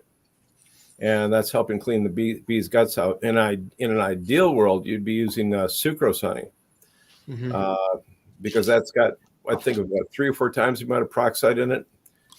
Of course, the corn syrup is going to be cheaper, but if you put honey in there, honey will not dry out. And I've tried that with pollen patties. I've mixed open pollen sub specifically ultra brie, and I mixed it in a stainless steel bowl, and I left it in my shop for the better part of the summer, and it never hardened at all. So, how much does that come into play as far as the bees being easier to consume it? It's just food for thought there, but it's been working fantastic for Mr. Koopman. And I also had some Hive Live patties that I got from Troy Slaughter, the beekeeper across the lake. And I think they were from last year. And my bees didn't want a damn thing to do with them. I took those Hive Live patties and I put them up there and I cut the bottoms up. And there was a couple of them that they started sampling it. And one specifically where I had a sugar block that was in there, sugar brick. And there we go. Silver Lake honey is the YouTube. I will actually bookmark that, Russell, but don't forget it this time. But yeah, they were all over that sugar block. And the other day. Yeah, and you guys, let's see, you were talking about making sugar blocks and putting the vinegar and so on in it. Just for giggles this year, I took half the sugar blocks and I put in 2 teaspoons of Apigard in it and mixed it up. And that's a 10-pound batch. And the one hive that I didn't do that had some poop stains out front, which I thought was really interesting. So, is that cleaning the guts out? I think it was the Thymol. Yeah. Yeah. So that's the guess there on my part. So Kind of like an Appy tablet in a way. Well, yeah, there was a lot of jokes about that. I was making Appy bricks. And after talking to Russell about that a little bit more, I thought, I wonder if we were to do that with the powdered sugar and mix the Apigard in the honey before you make it. So that's something to think about. But otherwise, the bees under the bottom board, or under the top cover, excuse me. I've had that happen, and I've been running Reflectix, and they don't gather up there anymore. And I thought, something, as long as those bees want to be up there. So I'm switching back to using Built Right or fiber board.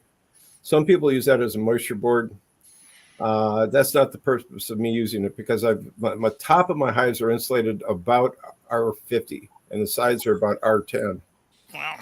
And so I'm not getting any kind of yeah, it's pretty severe, but and with a mild winter like that we had, it's kind of incidental, but I like them on the fiberboard because they can gather in that cluster up above. And that's pretty neat, because I'll just lift up that fiberboard and lift it up about 2 inches and just tap it down, and all the bees drop down. And if they want to be up there, I'll let them be up there. For as insulated as that hive is, they can move all over the doggone place. But folks were talking about moisture inside the hives. Now, I have no upper entrances. My second super, I do have the top super. All of my supers, I have a disc entrance towards the bottom, so I'm maintaining that heat dome, and that works out pretty good. And when it's warm out, I'll actually open that up and let them go out and do some pooping there. And then I can close it back up and it's insulated. But Russell has been running quilt boards for quite some time, and he is probably the most successful sideline or backyard beekeeper or whatever that I know of in Minnesota as far as his survival rates and the amount of honey he gets produced. So just just some feedback, but again, that's here in Minnesota, right? It's regional. So, and I have no idea what's going on with my video here. What's Russell's R value? He was saying his R value on the top was what? Yeah, R30 or R40. Forgive me, Russell. Yeah. Russell, how come you don't come on and tell us this? He doesn't even like me. Why should he like you guys? Well, Well, I don't know. I'm from Pennsylvania. I don't. I know. Mike, is your batteries running low, or you look like you're pedaling as fast as you can to keep that light on? Yeah, something. I've got a blurry background here. I know it's irritating as I'll get out. I don't have the extra light here tonight, so I really apologize on that. It's a screwy situation. Why don't you go smoke something, Philip? I saw. Speaking of smoke something, I saw, who did that? Was it Darren? Did you do it? Who did that short with Mike and Mike Headroom? That was so funny. I saw that today. Oh, Frank Galloway Lights. Frank Galloway. He just goes nuts. We need to, Charlie, if you need to learn how to share and let us all watch that. I laughed so hard. That was so great. Mike Headroom. That was fantastic. You guys search it up if you can't. I'll have to do that. I think I actually missed that one. You commented on it. Yeah, Russell puts in there. He's bashful, and he is, to a point. So he's a wonderful guy, though. Him and Rodney Middleton, get a chance to talk to those guys on a fairly regular basis, and they're great. Yeah, he's on. By the way, he's on the far west side. He's on the prairie there, so the prairie dumping down from the Dakotas, so they get wind there too. And aside from insulation and condensing hives, always tilting your hives forward. I guess the other thing I was going to mention is that, and I'm actually surprised nobody else does this. People will wrap their hives, again in our weather, and they'll wrap them individually rather than pushing them together so they share heat. And I've done that in 4-packs for some time, but Russell's, he'll do 3 in a row, and then you got a 6-frame nuke or whatever you could put in the center. But here's the fun part about it too. From an economical standpoint, you're saving money because you're not using much insulation. So I have a 4-pack here, and I'm actually using half the insulation for the outer wrap. So, the pink polystyrene board can be expensive. So that's just my side note there. And now I'll shut up and have some delicious well water. Hey, Mike, you're up in Minnesota, obviously. Yeah. Yeah, I don't know that I really have to worry about as much temperature fluctuation or the deeper temperatures that you guys get where I'm here at Missouri. So I don't really focus too much on that. Absolutely. For me, it's regional, right? Absolutely. The other thing that I'll point out that I like that you said too is, so we run a telescoping cover. I don't use migratory covers with the exception of some of my nukes. Now, I thought about switching in the future because it's more expensive to have a telescoping cover. Now you need an inner cover, right? Mm-hmm. What I've always done, or what we've done for quite some time, is we've actually screened the inside of the upper hole on the inner cover of our hives. What I've done that for is I can use it. I can flip that lid back and forth either side, where I can let the bees use an upper entrance, or I can flip it the opposite way, and they won't be able to use that upper entrance, right? But Absolutely. One thing that I've noticed that these bees have done on their own, and I don't alter it whatsoever, I'm going to say a solid 98% of the colonies that we've done that to, which is predominantly all of them, what they do is they propolize that entire screen, which tells me they don't want the upper entrance, nor do they need that, or do they need that ventilation. They don't want that ventilation. Is that the hole? Is that the hole in the middle of the board, or is it out? Yeah. Correct. That hole, that's what, I don't know, was that 2-inch-ish somewhere in there? Mm-hmm. I put a heavy hardware cloth screen on there where the bees can't get through it. They propolize that every time. So I don't change it on them. I just leave it in there. Again, it kind of tells me that they don't really want that upper ventilation right there. And again, where I'm at, I see zero issue with it whatsoever. As far as that goes, temperature swings that we have, again, it's not nearly as harsh as you guys that are further north, but, I've never used insulation. I'm not saying it's a bad thing. You guys, it might make more sense to do that. I do like the idea, Mike, that you said where you tip those hives forward, and I do. Whenever I set up a hive stand that I can put 4 or 5 hives on, Whenever I go to level them, I break the bubble going forward, and that's the front side of where the hives are all going to sit at. So the idea, obviously, behind that is if there's moisture that does condense on that upper cover, it would now probably gradually run toward the edge of that and then drip off, run it down the wall, which I don't see a problem with. Absolutely. By the way, the screen you're putting over those entrances. Yeah. What kind of screen is that? It is a 1/8 inch hardware cloth. And they're propolizing that. That's really interesting. The entire thing. Very seldom do I see the bees not propolize the entire thing. And here's another thing, which is kind of interesting. Because I do propolize that, where we keep a lot of hives, we'll have these wood roaches, they'll try to creep in anywhere warm, right?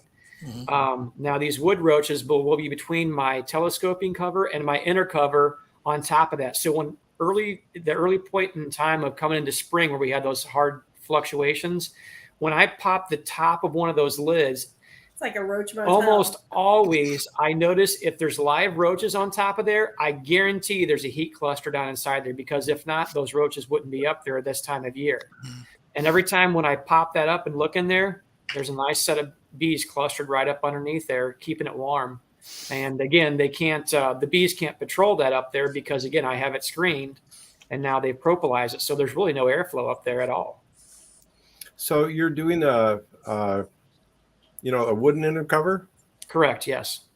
I don't know if this would work for those things, but if you go and buy this cheap bulk cinnamon, and if you put it on top of those things, it keeps ants for the most part out of there. And I've actually have a video up that where I put cinnamon on top of a hummingbird feeder, and you can see the ants going up and down, and they get to that cinnamon berry and they stop. Now, how long does that last? I don't know. And would it work for yours? I have no idea. I just had to throw that out. Sorry. Yeah.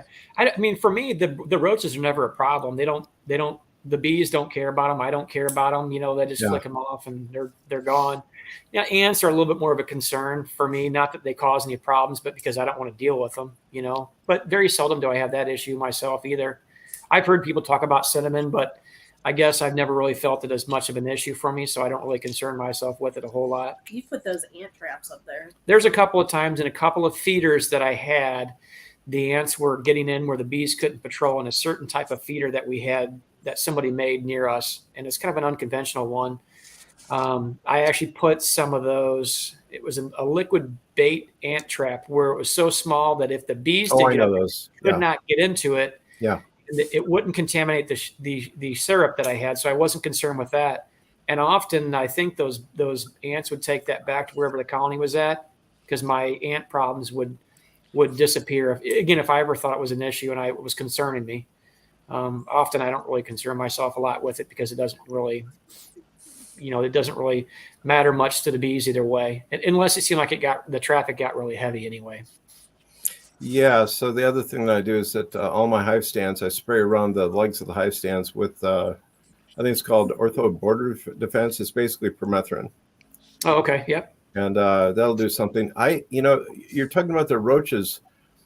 My only concern about the roaches would be that they poop up there, and what kind of disease could they potentially introduce? I don't know. I suppose that could be something I never really thought much about, honestly. So. Yeah. So, I mean, I don't know. I would say that, maybe there's not enough of them to make a difference. Whenever I open this up, I might see maybe 3 or 4, half a dozen or better. So it isn't like it's completely infested with them, so, but I understand what you're saying. I mean, it could be something that would play a role, I suppose. Yeah. We actually had a yard we moved because of ants. Really? It was really, really sheltered, nice, but there was a lot of dead wood in there, and just no end of ants. And those bees were so busy fighting ants, they were our poorest honey producers. They didn't have time to produce. Yeah. So was it a larger carpenter ant you're talking about, Doug? No, like up here they're a small red ant or a black ant. Okay. And I'm sorry, Doug, where are you at again? Saskatchewan. Okay, yeah, you're up there in the north then. So yeah, he's up there in the freezer box. I see that. Yeah, he can keep that. I have no interest in that kind of weather. We'll Some send of you it down. guys are built for it, not me. We'll send it down every now and then. No, don't do that. Do not do that. The good old Alberta Clipper is what we used to call it here. Yeah. Yeah. Mhm. No. Yeah, Well, sometimes I think you guys' weather gets confused and bounces down here in St. Louis, and I have to remind somebody to come down here and get it.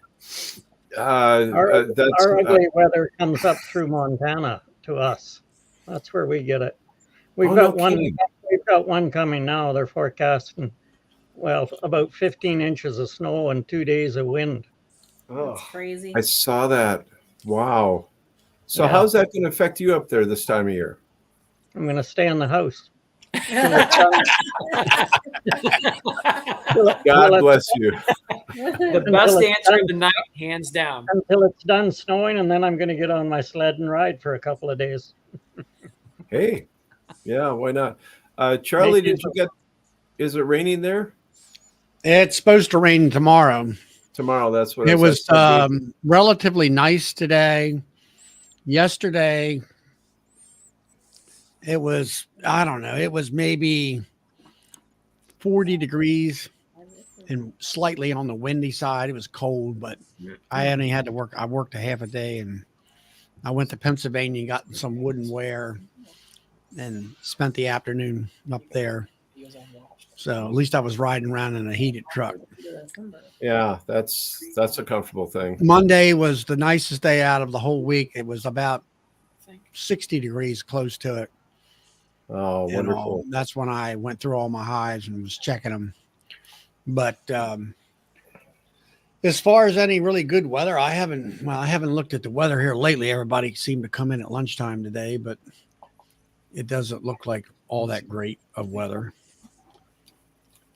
in the next week or so. Yeah, I thought I saw something about Gaithersburg was going to get like a half inch tonight. But I don't know. Let me look. sorry, Charlie. About midnight, it's supposed to rain, and I don't know. Let's see. What's the forecast monthly? Next week, it might be in the 60s. The majority of the week, 60s and very high 40s. And then the rest of the month looks like this month is going to be New one? No. you're going to be topping out in the 60s regularly on each day. Well, that'll be So neat. that's good. Yeah. So what are you doing for pond patties right now, Charlie? Up that way. I put some on here. I put them on several weeks ago. They ate them down real well. I went through this past week, and of course it's been either raining or cold, but I put some Apis on all my production hives, global patties, and on some nukes, and we'll see how they feed. And I got another 10 pounds of pollen patties. Maybe, maple trees should be probably blooming here in the next 2 weeks or so. So by that time, there's no sense in putting any pollen patties on. You'll have some nectar coming in. You'll have pollen coming in. They won't do anything with anything you put on. Okay. Just a personal note, Charlie. Vince and I had a talk on Monday, and he's going to be selling everything at the wood mill except for the wood miser. All the 223 phase equipment, the molders, everything. So it's just gotten to be that time in life. So that's just interesting. What he's selling out completely? For the most part, yeah. I think he's going to keep cutting slab wood, for custom tables and bar tops and that kind of stuff. But in fact, we just cut some beautiful, absolutely beautiful maples. I'm sorry, not maple, walnut slabs. I'm kind of hoping one of them might end up in my kitchen countertop here at the cabin, but we'll see. But anyway, sorry to interrupt that. That's I help out at a friend's sawmill that's on the east side of our lake, and he's 82 years old, and just had a bit of a stroke. Time to quit. Yeah. So, yeah, you know, he's slowing down a bit when he puts me in the skid steer instead of himself. Well, for crying out loud, he's like 6'7", 6'8" too. So in a polio, so his legs are, you know, off a bit, but great guy. So if you look at any of my woodworking stuff, I'm usually working at his shop. But it's pretty neat. Kind of a fun thing. So soapstone. Yeah. JW is on. I just came on. I want to say a couple things right before you checked out, Charlie. I just come in from moving 14 hives to a new location, so I just come in from the outside primarily. I want to check out you guys' ages. How many is old enough to remember this? Call for Philip Morris. You guys know what that is? Anybody here old enough to remember that in these states? Charlie, you ought to. I remember it, I think, yeah. Cigarette commercial. It was a little guy that was I would bet Doug at a motel, had a little round hat on, advertised for Philip Morris cigarettes.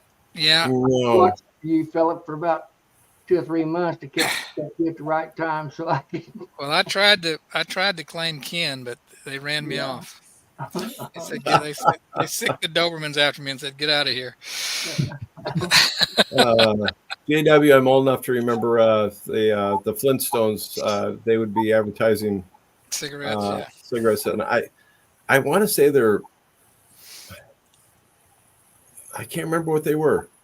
It might have been Winston. Winston tastes good like a cigarette should, you know.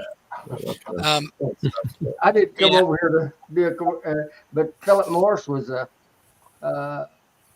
cigarette brand, you know, and I smoked them some as a kid back when Oh yeah. Well, it still is a big cigarette company. Yeah. Back when I was younger, and I know it's hard to believe, more of a smart ass than I am now.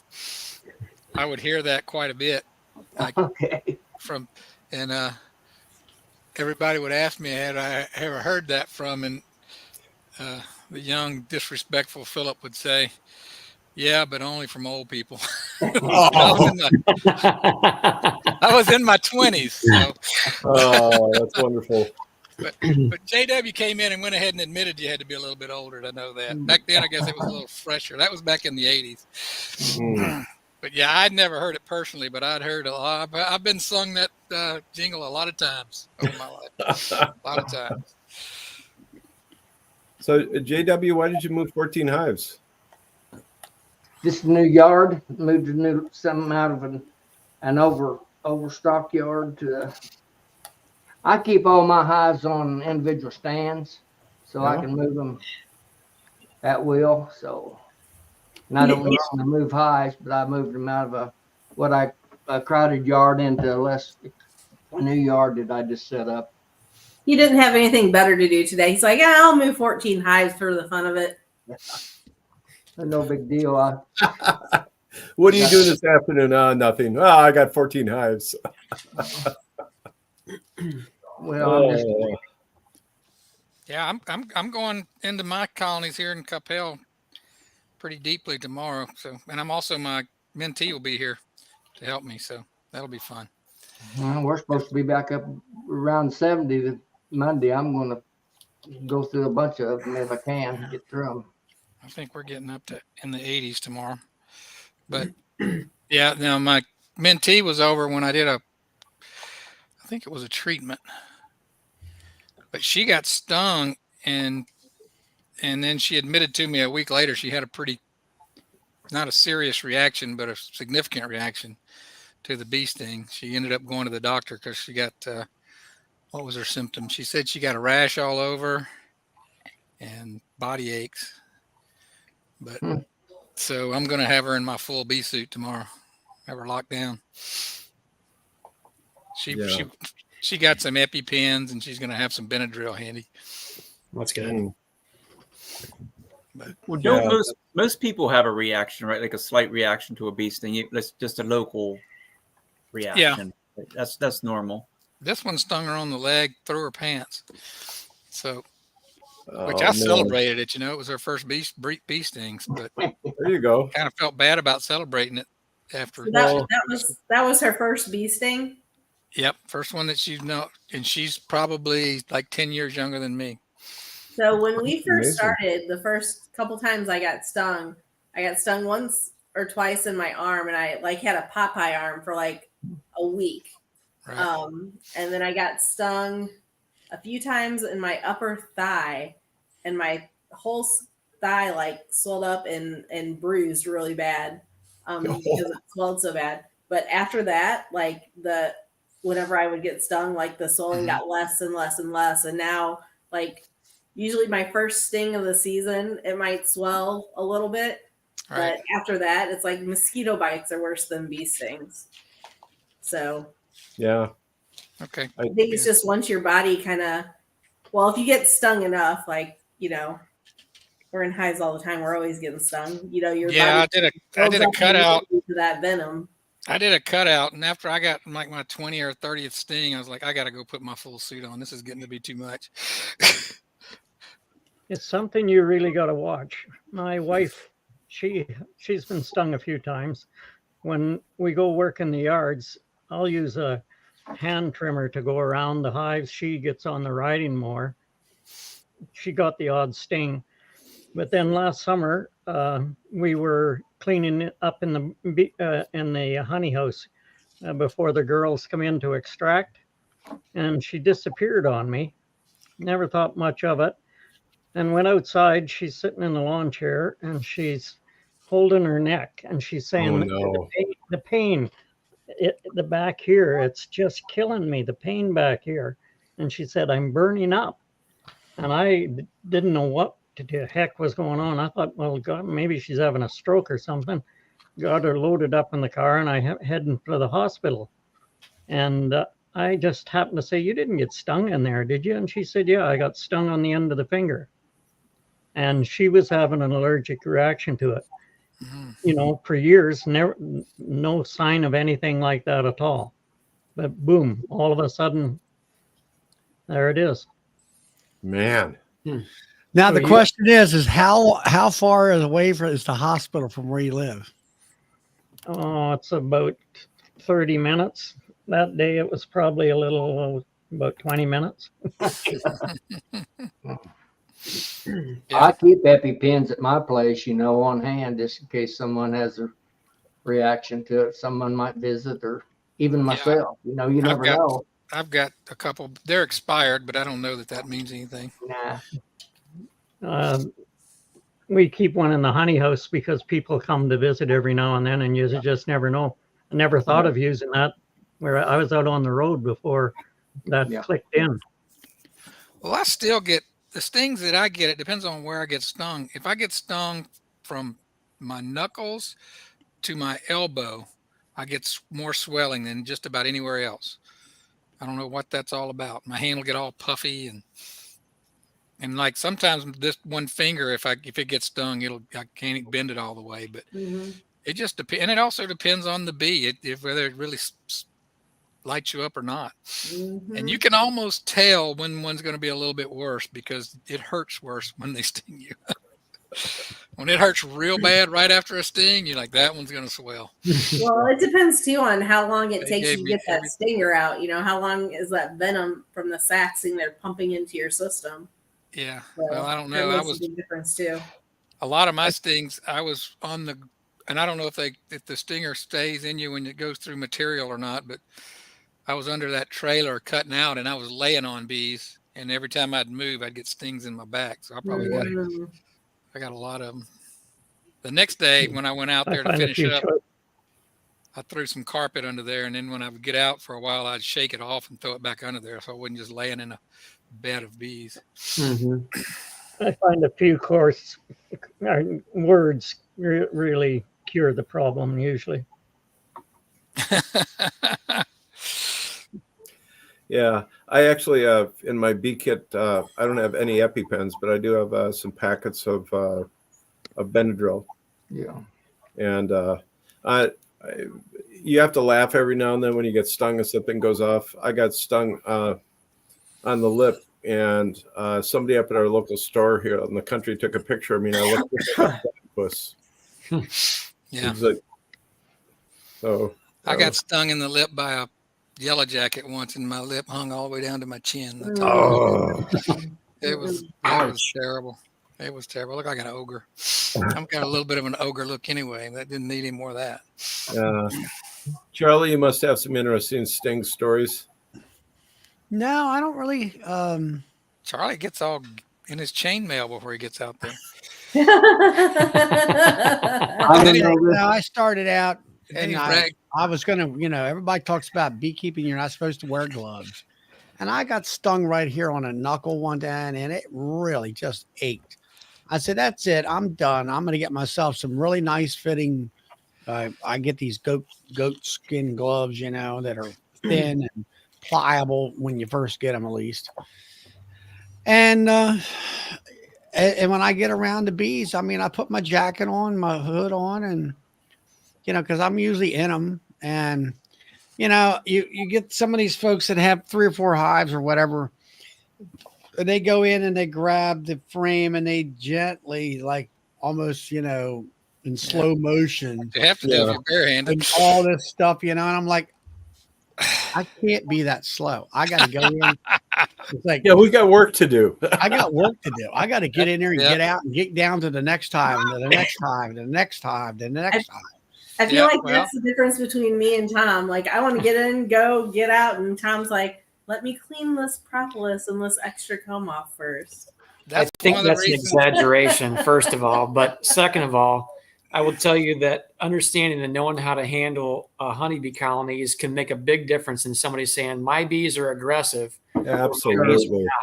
If you go in there like a bear, you're going to piss everyone. When that pheromone starts flying around, you're going to piss off every hive that you've got going down there. Is what's going to happen. Before they can get angry. Right. Well, I don't know if it's to show up or not, where I can get it up there on the camera, or not where to pick it up.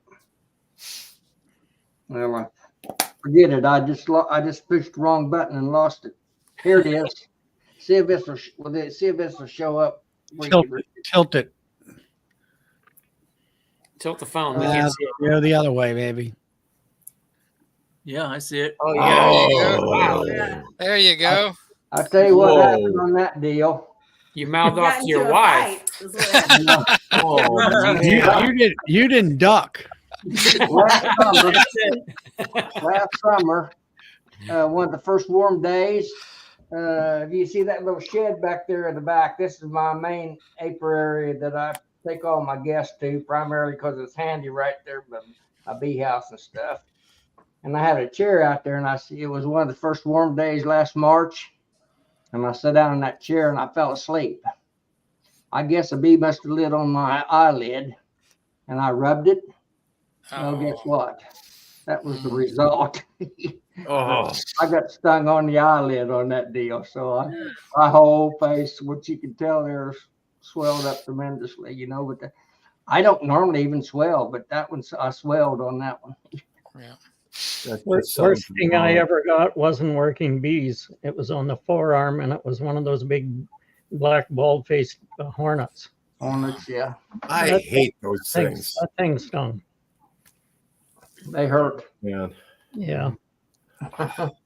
But like I say, I get, I put my suit on, I put my gloves on, I got my J hook tool. I try to be, I don't, slam and beat my hives around. At least I don't think I do. Hey, Carl. And, I just go through them, what I need to see. Kind of depends on what I'm doing, type of thing. And if I'm doing my nukes or whatever, I usually, I have my aluminum stand there now, and I put my top upside down, and I'll take the top box off, let's say, and stick it over there by itself, and maybe put a lid on top of it to keep the bees kind of suppressed into that box, and go in there and do the things, you know. And Hey, Charlie, hmm? I got to thinking about your situation you were talking about at the beginning. What do you do to cycle out your old comb? I don't really cycle it out, to be quite honest with you. Well, I mean, when it comes to the nukes, I'm always cycling out comb. Right. Yeah, if you take a split out of it, you can cycle it out pretty easily. I've got 2 But I mean, colonies. I've seen comb where like black comb that's like Yeah, and it's thick like it looks as and heavy, hard real heavy as when you like pick it up. Mhm. it looks like asphalt almost. You know, it's just That's cool. hard. You know, I don't have any comb like that. Yeah, I've got No. 2 colonies. As a matter of fact, they're kind of have the most comb of the 2 I bought 4 years ago, and that guy was like 7 years in. So there's no telling how old they are. And this spring, I am going to do some shook swarms with those 2. But one of those I transferred just last weekend from an 8 frame to a 10 frame, and I pulled it out, and she had they requeened themselves last spring. She had a beautiful brood pattern, but I saw a little patch that had some sunken cells in it. So I took my hive tool and I kind of scraped this tops off, and it was kind of I wouldn't call it, it was kind of a brownish color, yellow or brown. It wasn't dark like you think of with American foul brood, but I think it might have been European foul brood. I don't know, but It they didn't stink. look good. Did it No, stink? they didn't smell, but They were brownish looking larvae. they were more of an ivory, not an ivory, but you could tell it were definitely almost like a caramel, but not very dark. Yeah, I've had that years ago, European. But it was in some of that really old comb, because my plan was going to be to give all their brood to weaker colonies, but now I'm not going to give their brood to anybody. I'm just No, going to throw it absolutely out. not. Right. What I do with that old stuff, I'll give you the old McBurry. I'll just tell you what I do. I set a lot of swarm traps. In fact, I set 16 day before yesterday. Yeah, Wow. I do that too. With And old comb. I use them swarm traps. It makes good attractant for swarms if you do any swarm trapping. That's Oh right. man, that makes perfect sense. But planning down the road, any frames that I put in, and this is arduous and a pain in the butt. I've got 400 frames put together here, but I date and mark each frame with the year and what the foundation is that I put in there. And I have abbreviations, but that's just my way of cycling it. I tried that, Mike, but I ended up having so much that I marked but didn't put in there until the next year or the year after that. So one of those things. Oh, how yeah, accurate are these yeah, records yeah. going to be if I don't? And if I had the discipline to write it on there exactly when I dropped it in, that's what I need to do. Mm-hmm. Yeah, and But I think did it I've when done I made them. You know, I didn't. right, and I think I've done both. Mhm. But I try to at least mark the ones that that haven't been drawn out. They're just sitting around. What the foundation is, and that's just for my own personal obsession. My most of my foundation it's like a brown, kind of a light or a dark brown look to it. It's not black. I've seen them where they're just pure black, and that's where you pitch that in the dumpster.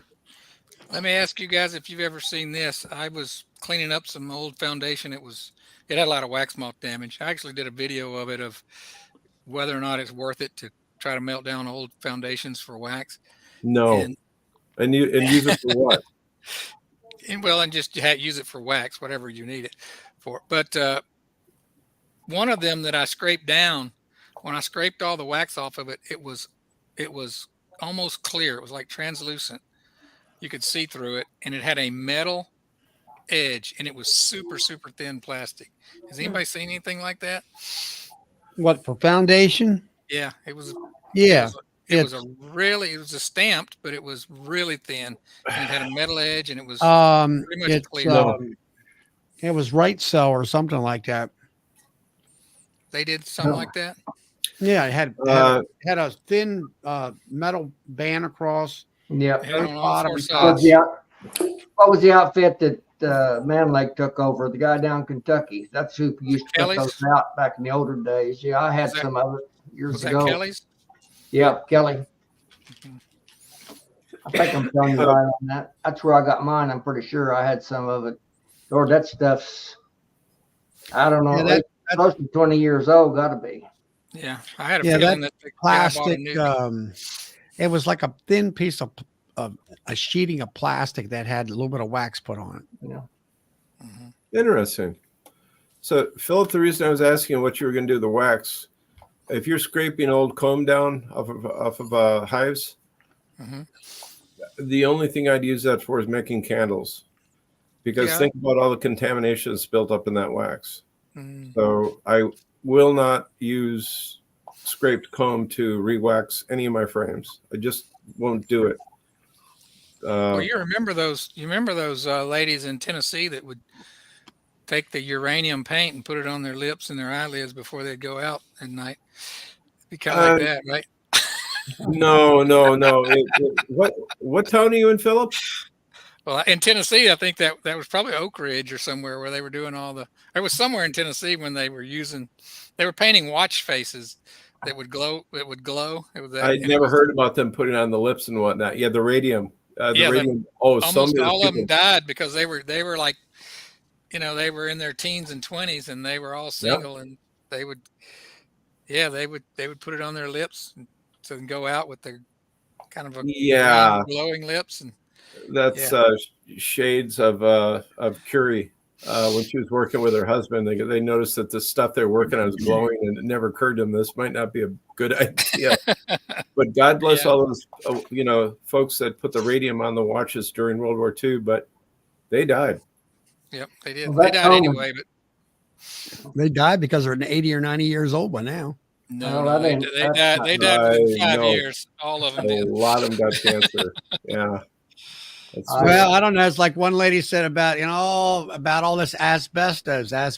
She said, I sat in the darn war plant and put asbestos washers on hand grenades, and we had barrels of asbestos hand grenade washers. We're sitting there doing that all day long, 8 hours a day, 5 days a week or more. Yeah. Who knows? Yeah, I think it's more the dust than anything, the press washers. But Charlie, screw the asbestos. You were screwing them on hand grenades. Something about you put them on the stem that goes down into the grenade. The igniter. There was an asbestos washer there or something like that. Yeah. Okay. I'm still wrapping my head around it. I could care less about the asbestos. It's the freaking hand grenade I'm putting together I'm concerned about. I don't know whether the detonator was in there or how that works. I know, but it's just kind of funny. But anyways. Well, hey everybody, I'm gonna jump off. So all right, Darren. I think Carl said he's gonna jump on here in a few seconds. All right, that's cool. Few deep breaths. Yeah. Tag team event here. Yeah. See you later. But take care. Yeah, I mean, down where I live here, you had Martin Airport, and that's where the Mars plane, the bombers and stuff like that were made here. And wow, they I seen pictures and I talked to some guys that worked there in that era, and they were so afraid the Germans were going to come over and bomb the plants. So they had a parking area with tent poles, and you drove underneath, and you had camouflage net over the park. That was impressive. Over the whole parking lot. And they had a winter back then, and the thing got full of snow, and that camouflage just fell down on top of all the cars. And then after that, they, took it away, and I guess it was close to probably the end of the war, and they said the heck with it. They didn't need it, type of thing. But it was, some of the interesting things that that was done back in the day, back then. Oh yeah, yeah. And the Germans did manage to get in and blow up some serious munition plants in the Northeast. You know, we're talking about hundreds of people dying. I forget what the biggest explosion was, but yeah, those. But Charlie, I never thought about the snow gathering on those. And I'm from Minnesota. Yeah. Well, back then it snowed. Yeah. And we didn't Oh have yeah, it. yeah. The snow in the '60s was amazing. Kind of a neat thing, but anyways, I'm gonna take off here too. Yeah, it's nice to see y'all, and you guys have a grand time, and yeah, I'll catch y'all later. All right. Good to see you, Mike. All right, Mike. Hi, Mike. All right, Mike. Keep warm. Oh yeah, that's the thing. I have to walk down to my dock here and take a picture. The ice is turning gray. Why is that? It goes into big crystals, and usually it starts turning gray, and it can literally disappear overnight. It literally looks like a honeycomb in there. It makes that gray color. So I'll have to get a film clip of that. So, but we're keeping warm. I'm thinking about going water skiing tomorrow. I don't know where. Maybe sliding across the ice till I hit open water. God bless. Take care.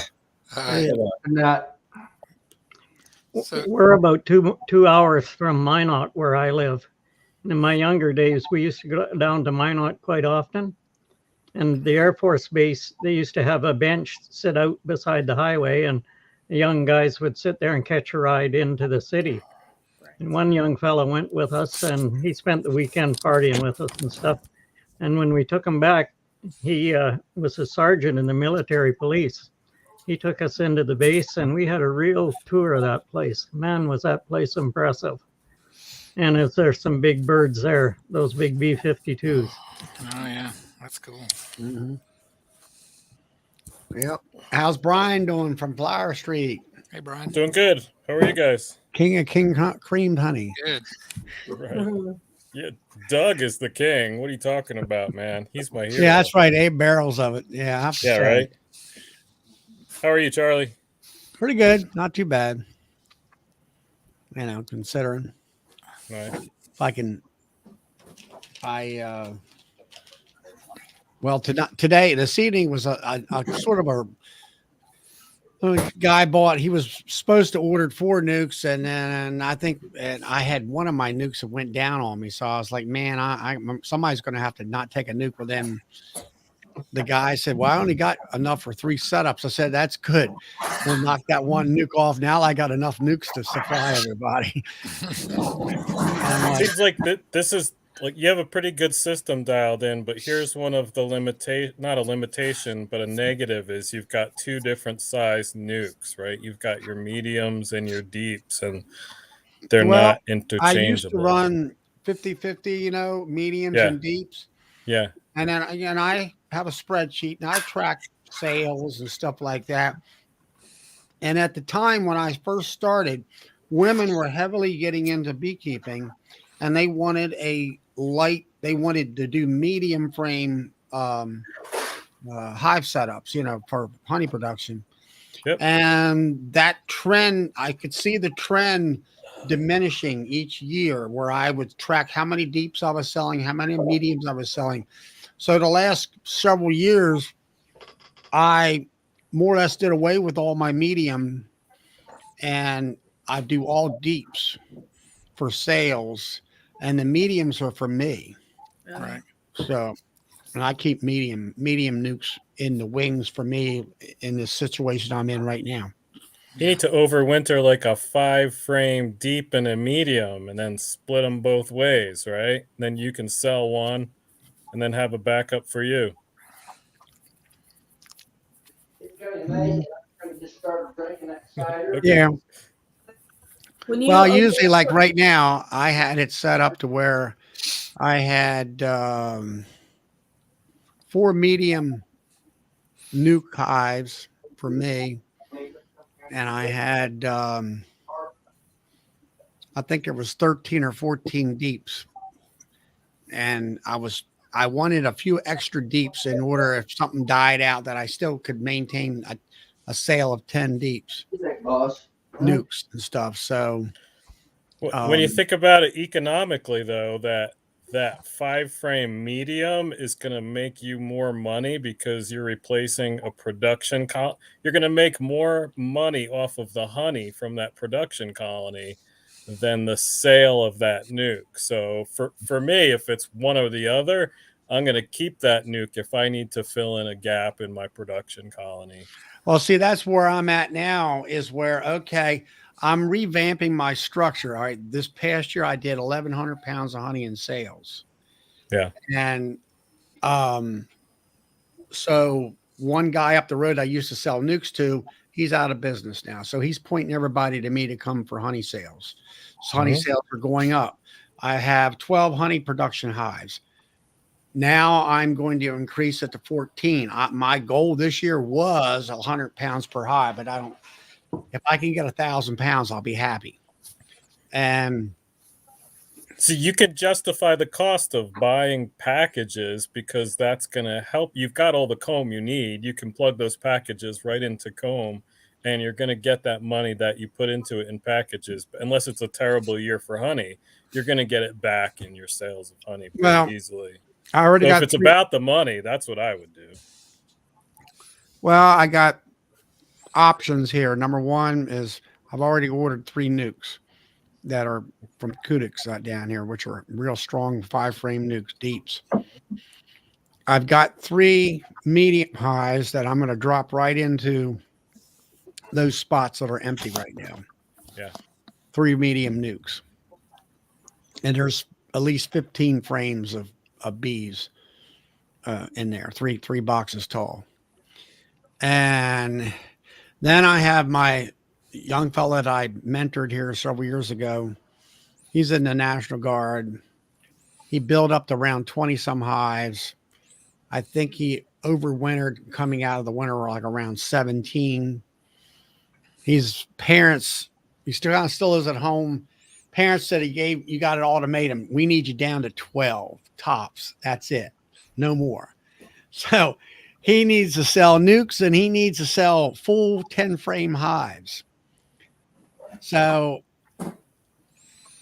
I think I can get 10 framers for $250, which is a good deal, I think, for a full Very nuke, good deal. for a new hive. Yeah, new hive.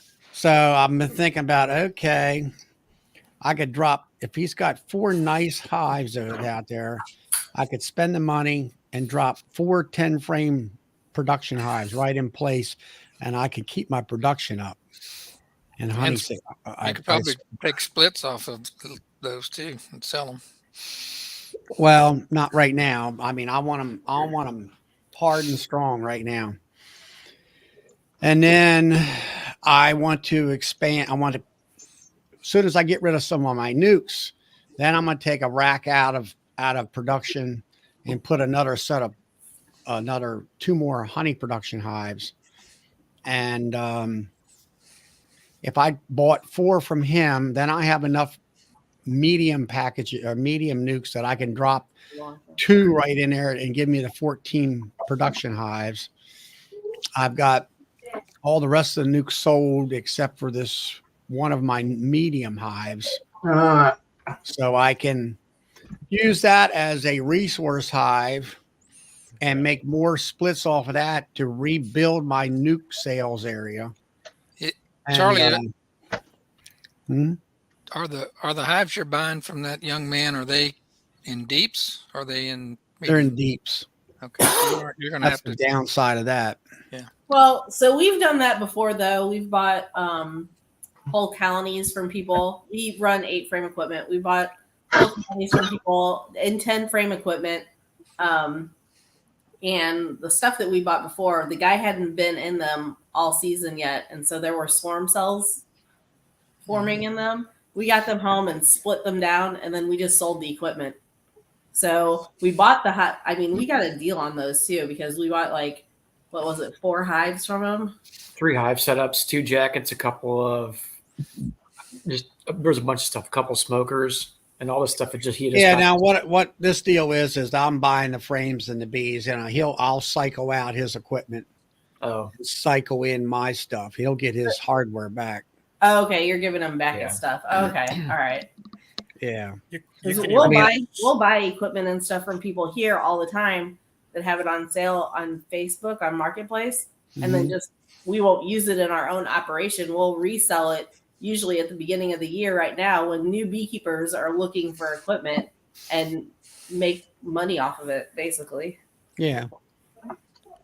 You So- can even take the queen out and shake a bunch of bees and put them all into your equipment, and then let them raise new queens, or put a new queen into the frames that are on the deeps. You have lots of options of what you can do with that. So, I mean, for me, I can take that deep box, put it right down where those hives are sitting, and I can put 2 mediums right on top of it right away.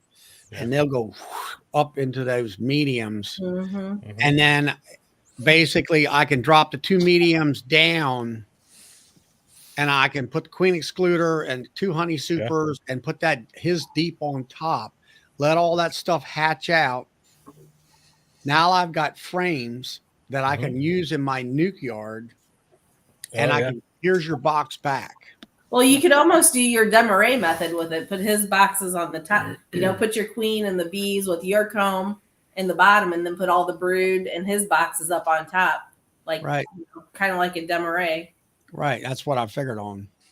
So that's, I mean, my concern right now is trying to buy something that will produce, if I could get 1,200 pounds of honey this season, hey, that's what I'd like to get. Sales are good. I sold 30 pounds of honey this week, which is a little bit unusual for me. I average 15 every week, if not 20. Hey, I know some people that you can buy honey from if you're running low. Yeah, I buy some, I do have options of buying honey from other keepers in my club that I know I like their honey. It's the type of honey I'm looking for. But then I lose a lot of margin there as far as profitability. I'm keeping my customers, and all that, because there's that. You still have honey? I'm like, I'm going to still have honey. My goal is to have enough honey to go from June 30th until June of next year. And I want to be able to actually have a couple 100 pounds more to overlap the seasons and do it that way. That's the way I want to run it and all that.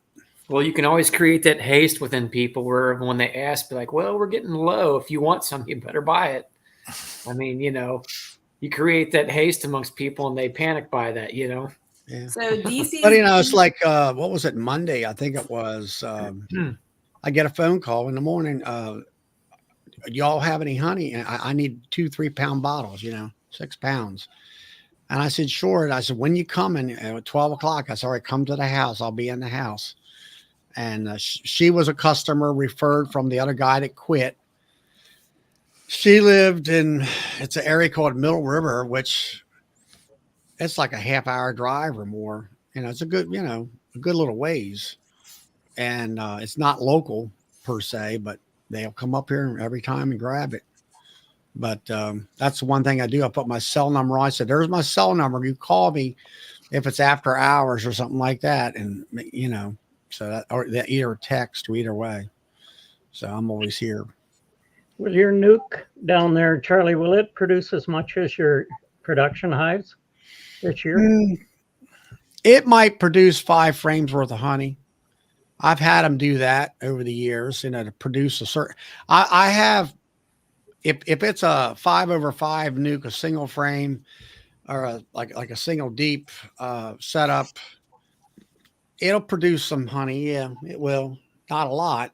It just kind of depends on how strong the hives are at the time. Okay. Up here, we'll come April, we'll take our strong hives and we'll rob some brood out of them to keep them from swarming and put a nuke. We have to buy a queen because our queens just aren't ready. But if we split them in April, they'll probably produce just about as much as our winter hives. They really come on gangbusters. Hey, yeah. Charlie, DC had a question up there. Says, No, I haven't used that queen, that exclusion cage, but in like Ricky's horizontal hives that we have, I've used queen excluders. I've put the queen to the side and then put an excluder there, so she only lays in there, and those are the frames that I use for grafting. Yeah, because that's the same concept as a timing Yeah, lock. it's the same concept, but it's not that actual cage Yes. thing. But yeah, I've used that not for splits necessarily, but for grafting purposes. I've done both, what Melissa just described, as well as the exclusion cage. Works really good. Mhm. That way you got the right age larvae. You know, you can time it out pretty accurately. What You I don't used to do search- with You don't have to Melissa, search around frame for frames yeah, to graft from. I used to have a box where I kept my breeder queen where it had 6 frames and then 3 frames, and I Yep. would keep my breeder queen just on those 3 frames. That's what And I do could too. always find a good frame to graft from, and if I Yep. had to cycle it, I could, but I rarely had to. Yeah, that's exactly what I do too. I find a queen is an escape artist. There's a reason I'm jumping up and down all the time. My buddies aggravating me. Yeah, that's another thing I want to do this year is try to make a really good cell builders. You know, that I can graft. It's the making up that cell builder strong enough and stuff. And I've talked to some folks and I've watched some videos here of one guy just recently. And it looks like to me a queenless cell builder is what I'm going to go for.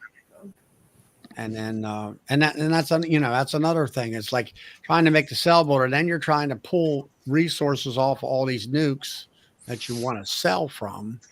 Shake the nurse bees off, or actually, what I figured on doing is bringing a frame up, put a queen excluder in, let those nurse bees come up on that frame, and now I know they're nurse bees. And then put all that stuff. I talked to a friend of mine. He's got about 100 and some hives, and he does a lot of queen rearing. And put all that stuff in a box. He said, these are things that I have problems with when they don't explain in detail. It's like, okay, you need to set this thing up 10 to 14 days ahead of time. So all those cap brood frames are hatched out. Now you've got an abundant amount of nurse bees, and then you can drop your grafting frame in and you'll have a much higher success rate. Plus, you'll probably have much better nutrition for your larvae that you're grafting on top of that and everything. So that's what I'm going to try to do this year. I do have a double screen board. I thought about taking a nuke and, do like the Bob Benny thing, where basically from what I gathered on a couple of different videos is they put in some pollen frames. They put the graft frame in the bottom. They shook a lot of nurse bees down into the bottom of the box. And that was a 10 frame box, and they didn't put any other frames in there for those bees to hang on, which I think I would have. But they only had the graft frame to focus on. They didn't have any other brood frames. Everything else was upstairs with the queen on her and a double screen board in between. So then you had that rear exit where all your other bees would come back around and go into your bottom hive. And within 20 he's got food. 20 to 44 hours, your population up top would diminish some, but your population in the bottom of the hive where your grafting frame increased considerably. Yeah. So, He would also just take nurse bees from other colonies and shake them in front. yeah, well, see, that was another thing. I belonged to this Minnesota bee club up there. They were actually at Hive or Nobby, and they had their little what would you call it, internet conference last week. And I've been watching the recording because the folks that I wanted to watch were, of course, always on the morning session, which I'm working here at the house. And they had the one guy, he's out of Virginia, and he said, he's about the size. Well, I'm not as big as him, but he had like over 100 plus nukes, and he's doing 500 queens a year.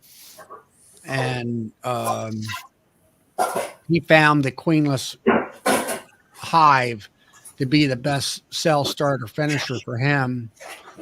And he kept that thing running for 5 months, and all he did was add brood to it, and all that. So I think that's what I'm gonna try to do that, and maybe try. And I do have the double screen. Try to do that one. See which one works the best for me, and all. And then I have these nukes here. Bring up nurse bees through queen excluders, and then, like you say, shake them off in there and keep that thing full. Because I mean, what he showed is hives were like literally overflowing with bees, of nurse bees and stuff. And he was running, I think, 40 or so cells in a frame, and he was doing, quite good. Now he did say he didn't do the incubator thing. I like the incubator. That, to me, that takes the guesswork out of everything. Put the cells in a queen cage, put it in an incubator, let them hatch out in the incubator. You got a viable queen there, and all, and then just let her walk into the mating boxes. Stuff. What do you think, Brian? There's so many different ways you could raise queens. I think you're right that you need lots of nurse bees, but it's really about density too. So I wonder how many queens you're making at a particular time. When you look at, I always try to graft for 30. Okay, that's quite a bit then. Yeah. See, I'm not nowhere. I would never need 30 at a time, so I'm always trying to do like 15 at a time. So. Yeah, I would do well. Actually, I guess I really do about 20. Yeah, 20 to 25. That way, I'm figuring I'm not getting 100%. Right, and all that. Yeah, normally. So, like I said, there's lots of different ways to do it. Try different ways. Just find the one that works best for you. That's what I'm gonna do. I'm gonna try the queenless, which I've always done. Yeah. But I wasn't taught the fact, oh, by the way, you need to set this up 2 weeks in advance before you start grafting. Yeah. And that way, this is how you get the nurse bees hatched out. I would put all these frames of bees in there with nurse bees on. Well, they're tending to the capped frame. They're not going to tend to the grafting frame. And you need to let them take care of the capped brood and let it hatch, and then throw your grafting frame in there and stuff. And then when you get to the point where they're overflowing with bees, then you can put a frame or two of brood in there every week and let it hatch out and keep the momentum going and all. I just never had enough bees. You think you have enough bees, but you don't have enough bees. Yeah. Now, I was listening to Tom and Melissa last night talk on Horizontal about kind of like an informal breeding kind of system you guys got going with friends. Did you get, I guess my question for you guys is, with the friends that you got together with, did you all agree on the same attributes that you're going to try to search for? Like, did you agree upon the same, like, we're all doing VSH, we're going to share the best VSH numbers, that kind of thing? Yeah, pretty much. Yeah. Yeah. So everybody was going to UBO test their colonies this year. And the goal is to find fours, right? The best ones that you can possibly score on for hygienic behavior, particularly. And we did just kind of discuss on different traits. Yeah, different traits we were looking for. Obviously, you want something that's a good honey producer, right? And we're not looking for bees that every time you walk within 100 yards of them, they're going to attack you, which we don't really have that in any of our apiaries anyway. But we're looking for something that's actually workable. Another thing that we kind of talked a little bit about too is, you know how when everybody here has got more than one colony, you've got some colonies that every time you open them up, the bees just want to run everywhere. I don't know about for you guys. That's annoying for me. If you can't see some bees remaining relatively calm on a frame where they're still working when you pull the frame out, that's not really something that I'd like to produce or reproduce rather. Right. So yeah, we've talked a little bit about that. Obviously you're looking at and this is kind of a given, stay open winter as well. You know, I mean, obviously, if it's not dead, that's a good starter. But you know, meaning something that still seems to be pretty robust. You know, and then there's a lot of things that play into that. You know, too. So yeah, we've discussed that. Originally, we thought we would possibly talk about doing it this year, and the more I thought about it, I'm like, I'd like to start testing a few things this year, and then see kind of where the colonies that I have, where they're at, because I don't want to over commit to something that I don't know if I can really produce, which that may be underselling myself a little bit or what we have, because I feel like most of ours, especially in a couple of the newer yards that we set up last year, Yeah, tested really low for mites. Yeah, they've been testing pretty low for mites, so they've been keeping them in check. And we've tested 2 or 3 times across the year too. So this is not just like one test, you know, Right. and that was it. So, yeah, we've kind of discussed it a little bit just based upon those ideas. So you have some pre-selection criteria. So you have like predetermined ones that you're going into the spring to test UBO for. Will you continue to test those throughout the season? Like say you get 3s and 4s in You only have May. to test once. Right. So you're not going to continue any tracking at all on those colonies throughout the season? No, we'll continue to track like mite checks. We'll do that. But as far as UBO testing, and this is something that's been discussed too. I don't remember if Phoebe had talked about this, but we talked with Corey about it, and his suggestion was if a colony tests high for hygienic behavior, and as long as that you basically are testing that colony, and as long as that queen is still viable and laying and alive, it should continue to test for that her entire life. Now, if that ends up requeening, you'd have to start over, obviously, because some of those trait sets in there could be lost to a varying percentage. You know, meaning maybe it originally tested at a 4 for hygienic behavior.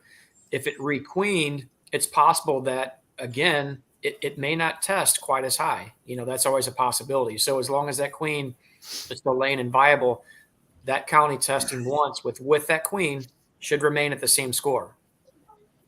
Does that make sense? Well, yeah, but I'm not sure that's exactly true. In fact, I heard Kara Wagner talk about how during a dearth, the scores of the UBO on the same colony will actually change throughout the season. So I wonder how that would change or why that would change.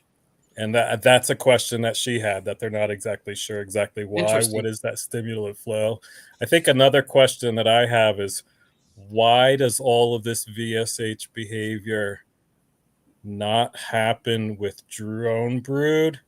And what are the implications in August and September as all those mites are coming out of the drone brood and kind of flooding the nurse bees that we now know happens quite a bit. I'm into it. I'm super interested. I think it might be a mistake just to get a score in May and be like, that's my gal, and never consider any sort of follow-up. You know what I mean? Well, we had talked about doing the UBO and doing the Harbo test assay also. Yeah, and that's what I was thinking as well, of doing the Harbo more in the fall, as you're getting more and more mite pressure, because you need that mite pressure to get a more valid Harbo test. Right. So that was kind of our plan. Do the UBO this spring, you know, when they start brooding up really good, you got full sheets of brood. And then this fall do the Harbo testing. Now, do you have certain yards where you're going to be pushing your best genetics into, and certain yards where you're pulling your crap out of to dump them into? 2 yards. 2 yards that are about just under 2 miles apart. Yeah, they're about 1.8 miles apart by the way the bee flies. Yeah. So, and actually, ironically, I was talking about that just yesterday. You probably heard me where I was doing a little bit of dirt work in a certain area, and I put up another hive stand, and I'm moving another one in that yard so that I can get this all set up specifically for that. And I want to, in the early spring, I want to make 30 splits and introduce queen cells. And then again, I'll probably wait for a short period. And then I'm thinking for us, generally our nectar flows last through late June-ish, somewhere in there. I'll do another round of later splits, and I'm going to keep those colonies to plug in for for potential failing queens, things like that late season. Hey, what? Come here. And then each of those yards will have between 20 and 30 hives per yard. Yeah. So.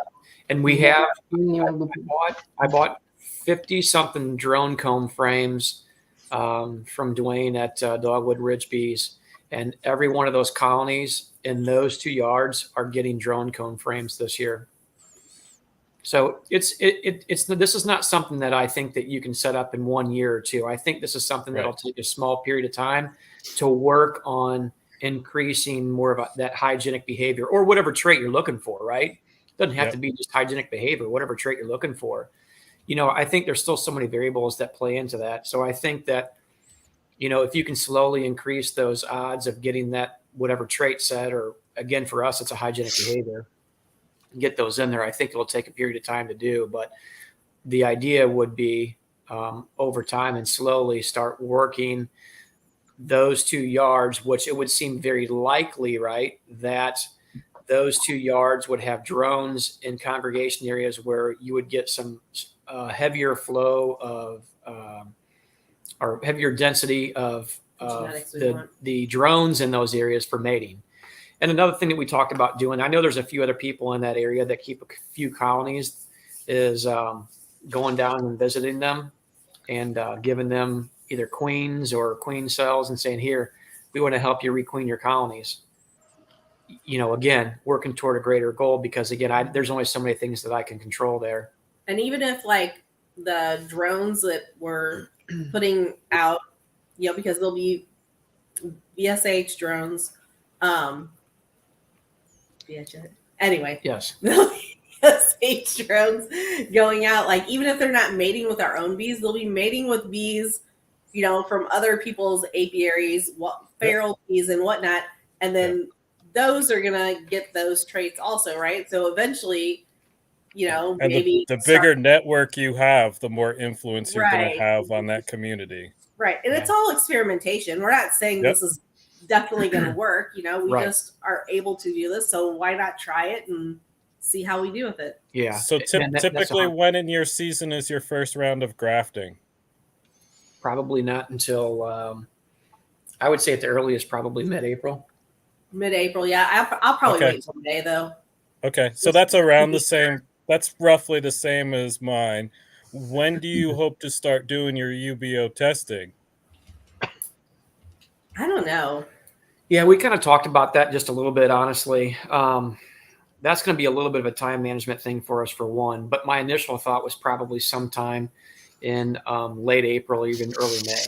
Because your goal is to make some decisions before then, right? Right. And kind of get dialed in on at least the queen you're going to graft from. Exactly. Yeah. Exactly. Yeah. So it gets to a point only. Are you going to be a queen breeder or are you going to be a honey producer? Well, I'm not going to be. So, hey, the short answer to that is neither. So if I had it my way, like we have 6 different out yards right now, working on a 7. If I had it my way, like these yards would be queen breeding yards, these yards would be honey production yards. The yard at our house is an experimental yard for pollen trapping and this and that, you know, the comb honey that I want to do and things like that. So, but on the commercial, different yards can be different, set up for different things. On the commercial side, you don't have time to do a lot of that unless you're somebody like an Ian who has a carry, and there's not many carries out there to be had, eh?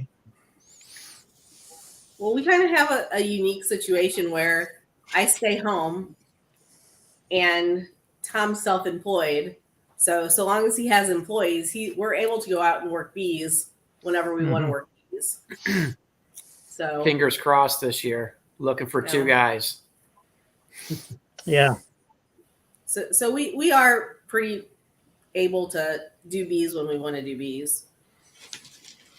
Yeah. See, our season it's a very short, very intense season. So when it hits, you don't have a lot of extra time to do stuff like that. Right. And I absolutely. Yeah, go ahead. Our sole goal was never to produce honey. And, you know, again, I've said this before, and just to reiterate, honey's fine, honey's great, and that's what honeybees do. But honey's a lot of work. You know, my enjoyment comes from manipulations, working the bees and going through them. When we get to the end of our manipulations and stuff after early spring going into midsummer, we've usually put in a lot of work, you know, making splits and manipulations, changing things up, moving yards, creating new ones, things like that. When I get to the honey harvest point, I start to drag my feet a little bit on some of the stuff because, again, once I've harvested, you know, I like to take a little bit of a breather on that. So we've tried to, you know, diversify that a little bit where we are going to do some queen breeding, mainly for ourselves at this point, not really to sell specifically. But we've had some people trying to push us a little bit to producing queens for the area and such. And I said, you know, that may be a viable possibility here in the future, but I wanted to kind of focus on what we had going on first, you know, and we're not using this as a source of income. Everything that I've pretty much done, I put right back into it. And I'm probably going to be getting really close to maxing out what it is that I'm looking to do. I don't want to have 200 or 300 hives. I don't, it's just, I feel like if I do that, I'm just going to turn it into another job, and I don't want to burn out on something like that, you know, which during the season of landscaping, when it hits hard, it hits heavy, and it hits fast, and it's intense. And, you know, even though we work a solid 10 months out of the year, there's still a couple months in there that I kind of enjoy for a little downtime, you know, which you don't always get when you volunteer so much time for helping to make workshop conferences and things like that. That time tends to go away quickly. But, you know, we've kind of enjoyed a little bit of diversification in there and just seeing what we can do with our own operation. So I don't have any specific, we have a lot of goals that we want to reach, but I don't have any specific demands with other people that I have to meet, meaning I've got so many queens that I have to produce or so many gallons of honey that I have to produce to take care of all these other people. So that helps with pressures just a little bit. So I'm kind of on my own time. We're not big commercial by any means up here compared to some of the guys. My son works full time. I'm retired. I don't want to work, but I play around with them.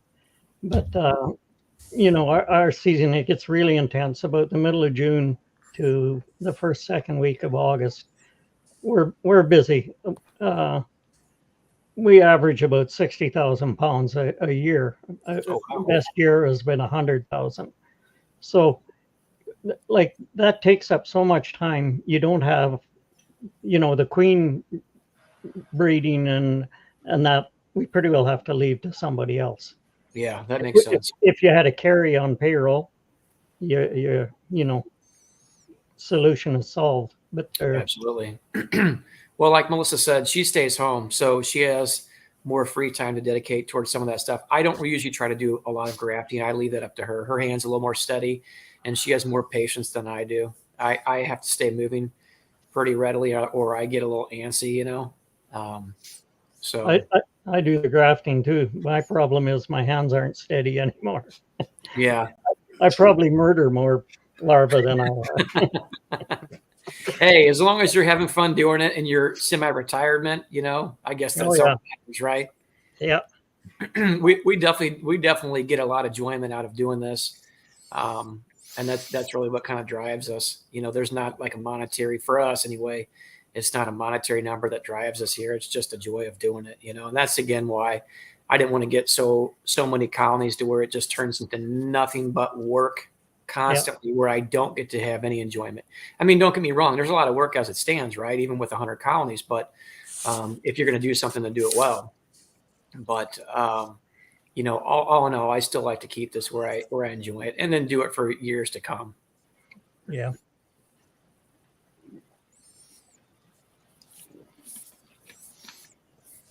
Well, I think that when it comes to VHS and the ones who they've been doing Harbo, and now they got UOB, the newest test out. It takes at least 5 years or more to, if they're really good at keeping records and whatever, to really kind of develop that bee, at least halfway VHS or whatever. VHS. You tickle me, Charlie. Beta. I'm It's breeding beta. for Betamax. It's Betamax. Yeah. Not VHS. Whatever. I call them VCRBs because I always get it backwards. VCR, Like, yeah. I always second guess myself. Is it VHS, VSH? Like, they're just VCRBs. So, do you guys near Corey Stevens? Have you seen much of a kind of sea change in people using virgins? You know, he's done a really good job of trying to educate the public on using a different sort of queen. I think that's going to take time. Have you seen some of that change at all, or is that still a slow process where you're at? Yeah, I would say I don't know that I've seen the change. I think it's a work in progress, but I've kind of, because again, for looking at it from this perspective, for me, you can buy generally, even though Corey's virgins might be a little bit more, you can buy a virgin queen cheaper than you can a mated queen, right? Right. So from my standpoint, if I go in and I order even just 30 from him, there can be a little bit of cost savings. And because we've had great success with getting those mated, for me, I kind of view that as a win, because now it's not just completely somebody else's genetics into a bee. There's a percentage of my own stuff worked in there as well. So I believe that can help a little bit with my own selection in that too, you know, where there's, and again, we're not that far from Corey north to south, you know, it's a few hours. I don't know, maybe a couple 100 miles, maybe not even quite that. So it's not a grave distance, but I still think people are a little skeptical about that, you know, because that consensus in the past has always been, you know, virgins are tough. Nobody wants to deal with them. They're finicky. They're very, very temperamental.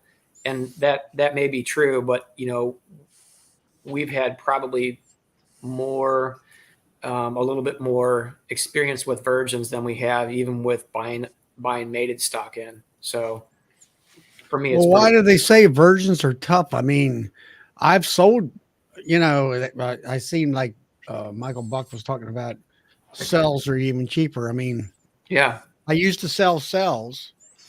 Then the people would come back and say, well, there was a dud, because I would always, you know, back my stuff up. I said, well, here's another cell. And then I could see that, you know, I'm losing money doing this, you know, as far as more so aggravation. And I said, okay, I'm going to sell only virgin queens. You got a live bee here. Here she is. You know, she's live when you walk out of here, and it's $20. We'll see you later. Yeah. And then if you want a mated queen, well, that's $40.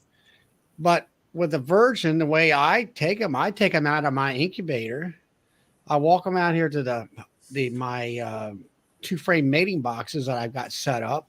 I literally walk her in. I just let her walk into the hive. There's no, she don't smell at that time. She has no pheromone smell because she's not inseminated. And they'll accept, you know, she's no more different than coming out of that cell in that hive as you walking her in. Yeah. And, so and I know she's in there because I put her in there. So I don't have to go look at a cell that I put in there to see whether she hatched or whether they tore it down or anything like that. But in that mating nuke you're using, is there young larvae and eggs in it also, or just cat brood and bees? Not usually. I won't have really. I'll have larvae in there, but more older, so they can't make a cell. Okay. And that's why you're having success. That's why people have a hard time with virgins, is because they don't go through their hive and make sure there's not young larvae in there, because the bees are going to they're programmed to want to make their own queen from their own stock, right?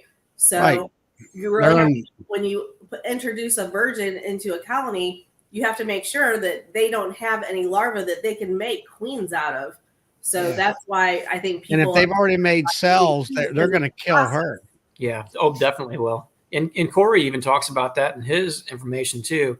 He talks about one specific story in there where he kept trying to enter a virgin or put a virgin queen in there, and every time they would go after it, he said, then he goes, it almost got to, I think, day 7, where it got to be the point where they literally, he said, the next day put her back in there and they treated her like, oh, with welcome arms, like, hey, come on in. Like the water's fine. Here you are. because at that point in time, they have realized, probably through my guess is a lot of different smells and scents within the hive, that they have gotten to a point in there where they don't have any options left. I mean, they cannot physically make, because the aged out larvae in there cannot physically make a queen in there anymore. It just won't happen for them. Right. So again, I mean, if you got voluntary, emergency queen cells, they're going to kill her. Yep. If you have, like you say, young enough larvae, they most likely won't accept her. It's Right. like the old fat bee man said. He says, bees like their own kin. Yeah. And they don't want some outsider and all that. But see this now, what we're talking about is going back to, for us, maybe it's just like, well, doesn't everybody know this basic biology? Now, obviously they don't. Not even close. I have people coming to me wanting to buy stuff all the time that don't have the slightest clue. And you know what? There's different levels of everybody when it comes to whatever hobby you have, beekeeping, whatever it might be, right? We're all at different stages. And especially when it comes to Mother Nature, we're still trying to figure all these different things out that we think we know about, that we really don't know about, that we pretend we do, right? So, I mean, I think there's a lot of complexities here, right? There's a lot of things at play when we're trying to do this. We can just watch certain things that we understand, listen to a lot of researchers who have done extensive studies on things to help better understand these different things that we can do or manipulations that we can make. So, I mean, I'm telling you, I can't believe the amount of people that come in and start thinking they're going to keep bees. I mean, even I've had people come to me before in like June. Hey, I want to get a couple colonies from you. I'm like, have you kept bees before? Nope. And I'm like, I would not recommend it. So taking a class? I do my best to try to talk somebody out of it. But at the end of the day, if I have something that I have intention to sell, I try to talk somebody out of it and try to tell them, take that year to educate yourself, but they still insist on it. If I've given the best advice that I could, my conscience is clear at that point. I don't normally have much for sale at that point in time of the year, regardless, right? But I would still try to talk somebody in out. June. Yeah, you have a short window. Melissa says the first thing I asked, did you go to bee school? No. I said, YouTube or read books. I said, forget it. I said, go to bee school. We tell them to go watch Sawmill Charlie. Hey guys, good night. I gotta get off here. All right, Phil. Right, Phil. All right.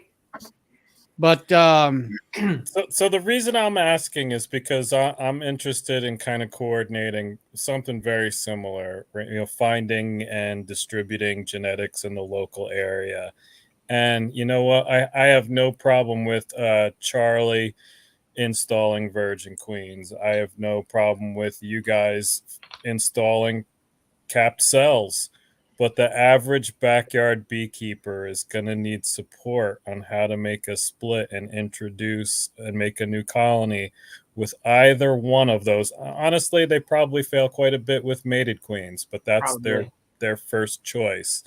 And I'm trying to think of the best way to get them out. Like I said, I can send someone with 50 colonies, queens, and know that they've got the skill set to be able to figure out what to do with those because they've gotten to 50 colonies, right? But to do these onesie, twosie virgin queen purchases where I'm going to be holding the customer's hand to get them to figure out how to do this, it's not worth a $20 purchase for me to make it worth my time. So I'm trying to think of ways I can coordinate with clubs where I can work with clubs so they're educating their beekeepers and I'm more of the provider of the genetics as well as the educator, but I can't do it all on my own. Yeah, that's a great point that you bring up right there. I think Corey actually has, when you get queens through him, he actually, I don't know if it's an email or it comes with the bees or what. I think and it's all on his website. I think he has a link to a YouTube video that he did showing you how to introduce these queens. So and I still think beginning beekeepers need help with that. I agree with that 100%. You're gonna give all possible avenues of information out there, Brian, And people are still going to go right around that and ask you the questions that you already have sent with them with paperwork, YouTube videos. I don't care what it is. That's right. You're absolutely right. So somebody said it to me like this, and this makes perfect sense. When you sell a bottle of honey or a gallon of honey or 5 gallons of honey to somebody, usually the sale is done. They move on their way and you don't hear anything back, right? Until they need more honey. You don't have to answer 5 million questions. But somebody said, if you're going to sell nukes, you're going to sell packages, you're going to sell queens, your work at that point in time is customer service. You are going to be in so much customer service at that point in time, it's going to be ridiculous. So there's the pros and cons to selling honey. There's not a lot of customer service after that, right? I mean, it's pretty limited. You're going to sell any type of bee, nuke, whatever it might be, your customer service is going to go way up. So I guess, and that is why I'm transitioning more towards the honey. Honey sales are going up, and I'm like, I really like this, because you sell a nuke to her and I'm sitting there sweating bullets. Now, you do know how to do this, and you are going to put this damn hive in the hive tonight. Yeah. Not tomorrow or 2 days later, or like I'm standing down there at my homemade incubator. Well, here's a cell. Well, I'll put that in tomorrow. I says, like hell you will. You're going to go home right now and put it in. I said, it's 93 degrees, people. Yeah. Yeah. And they don't get that. No. So I live in a metro area. I live in a place where I couldn't go buy queen cells. I couldn't go buy virgins. There's just not those people out there doing that in my area. So to get a queen out here, you're getting a mated queen from just a couple of stores, or you're buying it from somewhere else out there. Mm-hmm. We all know how much resource goes into producing a mated queen. Sure. And it's just so much work to get that $40, $45 sale. It's just not worth all the time. That's why I'm trying those virgins. Yeah, I know, but I'm trying to meet that goal of figuring out how the customer can be successful, right, as well as getting those genetics out there. So that's part of my big project for the summer, and probably beyond this. Like, this is just the beginning for me here, but you have your work cut out for you. And when you figure that out, Brian, let me know, because it'll be worth money. You know that? Yeah. There's lots of little groups throughout the country trying to do the same thing. So my first step has just been researching and seeing what else is out there. But there's lots of little groups out there for sure. Well, that's a great point that you bring up on that, because sometimes people may not think about those aspects of it. But I think that you're kind of onto something when you talked about maybe selling those queens to a group. You're not selling them to individuals.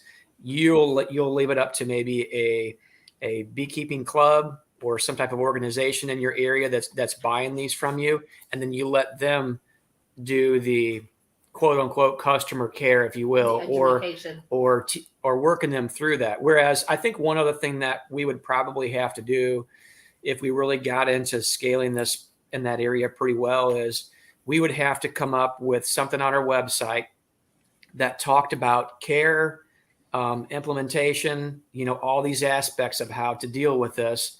You have it on your website. When they come pick this up, you either send them an email that say, here, you've just been sent all the instructions that you need to help to propagate success, Now, and you know what I would do, Tom? I would give it in paper and email form. So there's no excuses. I know, right? It's so funny. So even with landscaping, if we're going to bid, I don't know, it could be the simplest of jobs, some weekly care on a lawn, on some landscaping or something like that.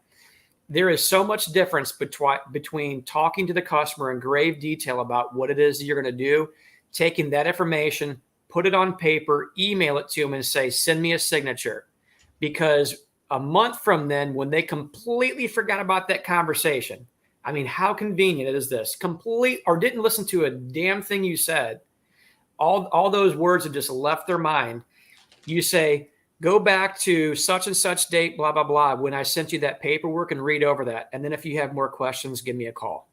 Yeah. Because everything is going to be outlined on there, I mean, unfortunately, we're just in that world today where, I mean, there's so much going on that people, You know, I mean, it's like us guys. Whenever you get a new toy in or whatever, what do you do with the instructions? You leave them in the box and you go try to figure it out. Nothing's different with people and queens and or you know whatever they're trying to do with their beekeeping operation. You know, they just would rather ask you the question than read the 2 pages of information that you sent to them, I guess. So when you said earlier that people were coming to you asking you to make queens, was that through clubs or was that just local beekeepers around? It was actually our local beekeeping supplier or bee shop. Okay. Yeah. She's really familiar with us because we talk in grave detail with her about different things that we're doing. And I think that she recognizes that we're trying to be very thorough about anything that we step our foot into, you know? And she sees a need for certain things. And one of them is a local queens. And she's like, have you guys gotten that going yet? And I'm like, well, we're working on some things, but I'm like, it's not to a point yet to where I feel like that we've gotten what we're desiring here, you know? Well, she's part of that group, that cooperative group that we're in too. She is. It's going to be that UBO yard. So yeah. Well, I mean, when people, you know, make your queens. I mean, they might not be up to your up to the level that you want them to be, but I think that's a work in progress. And keep pumping out queens and selling queens, and then you just keep, you know, getting better. You know, as time progresses, it's going to take you years to get up to nice quality VHS or VSH or whatever type of queen. BCR queens. BCR queens. We're going to get that to catch on. So here in Colorado, most of our bees come into the state from California. We've had some Russian bees come in from that part of the country. But most come from California, either queens, packages, or nukes. Where do the bees come in from to go to the St. Louis area? Because you're like smack in the middle of the country. So I would say, well, we probably would favor more to the east side. I would think the east side of the country. Okay. So a lot of that stuff would probably come in from Louisiana, come in from Georgia. Okay. Maybe a little bit from I would say mainly maybe Mississippi, but mainly those lower southern east side of the states over there. What about the guy from big producer? Say that again, JW. West. I would interject that Georgia would be your major queen producer for the Midwest area. Probably. Yeah, I think you're right. Georgia. And particularly your early packages, they all come 90% from Georgia, I'm going to say, in this area. Yeah. I think Charlie's pretty spot on, or JW's pretty spot on with that. Your speaker that was at your club, Tom, Kent Williams. Yeah. He's a breeder, and he's in what, Kentucky? Yes. Yeah. He's relatively close to your state, right? Oh yeah. He's not too terribly far away. I'm guessing probably. But I mean, he breeds thousands of queens. I think he does. Yeah, and actually, some of that has come into St. Louis too. I know that for a fact because actually, that's where Jane. Jane from Isabee's, our local bee shop. She gets stuff from him, and I believe she gets nukes from him, if I'm not mistaken. Yeah, I don't but know. There may be other things that she gets from him as well. I'm not 100% sure on that. So there is stuff that comes in here from him specifically. He'll be here not this Tuesday, but the following Tuesday. Yeah, he'll be here in a couple Tuesdays. So any of you guys want to come on down, I'll give you the address. Y'all just shoot on down here. Brian, I'll pick you up from the airport, buddy. I wish. Shoot me the Zoom thing. Are you going to get the AI in, Brian? No. You have to pick me up in my house. I can't drive that far. We'll send the bus down for you. He does a real good job, though, folks. If you ever get a chance to go to any of his teachings, yeah, he has his school. Overcome his wildlife that he has on the premises. They make a lot of noise, the guineas and the chickens and stuff. But he puts on. He's very knowledgeable. He has his free. Kent Williams has his free bee school on his property, April 18th. That weekend. So that's a Thursday, Friday, Saturday, the 18th, 19th, and 20th of April. JW, you said you were over there before, right? Yes. Yeah. Did you enjoy visiting his place? Yeah, and he's a nice fella too. Yeah, he definitely is. He's pretty down to earth. Very personable. Yes. Yeah. We're behind the 8 ball when it comes to queens. My Well, local supplier is Hawaii, Chile, California, and they have to be mated because, you know, there's nobody around. And we can't get them going early enough in the season. Yeah. well, the bad thing about our suppliers is this Georgia stuff. It's primarily. Now, I'm just giving you opinion now, fellas. I'm no expert by any means and don't profess to be. They're mostly Italian, based bees. And they're, That's what I've noticed too, JW. if you like numbers, they're great. But if you're not in, they're more in for honey production. They're not good over winters, in my opinion. That's the only thing I got against the Georgia queen producers is most of them, they got the numbers down there from the Italians, and they put a lot of Italian influence in your bees if you buy their packages. That's all I'm looking at. All right, we've been going for about 3.5 hours, so I'm going to go ahead and shut the stream down. Yeah. We'll see y'all next week. Same time, same place, as far as I can tell. I don't think I have anything else special coming along. You don't have any dances coming up? Now, the only thing that's coming up is the West Virginia Bee Conference over around Harpers Ferry, West Virginia, which is the first weekend in April, I think. Not really. It's Dr. Connors is be there and somebody else from the Maryland State Bee Lab. Small venue, but it was close to home. I might go. All right, what do we got coming in? Mark Miller. There's Mark Miller. All right, I'm going to go ahead and shut the stream down. Night all.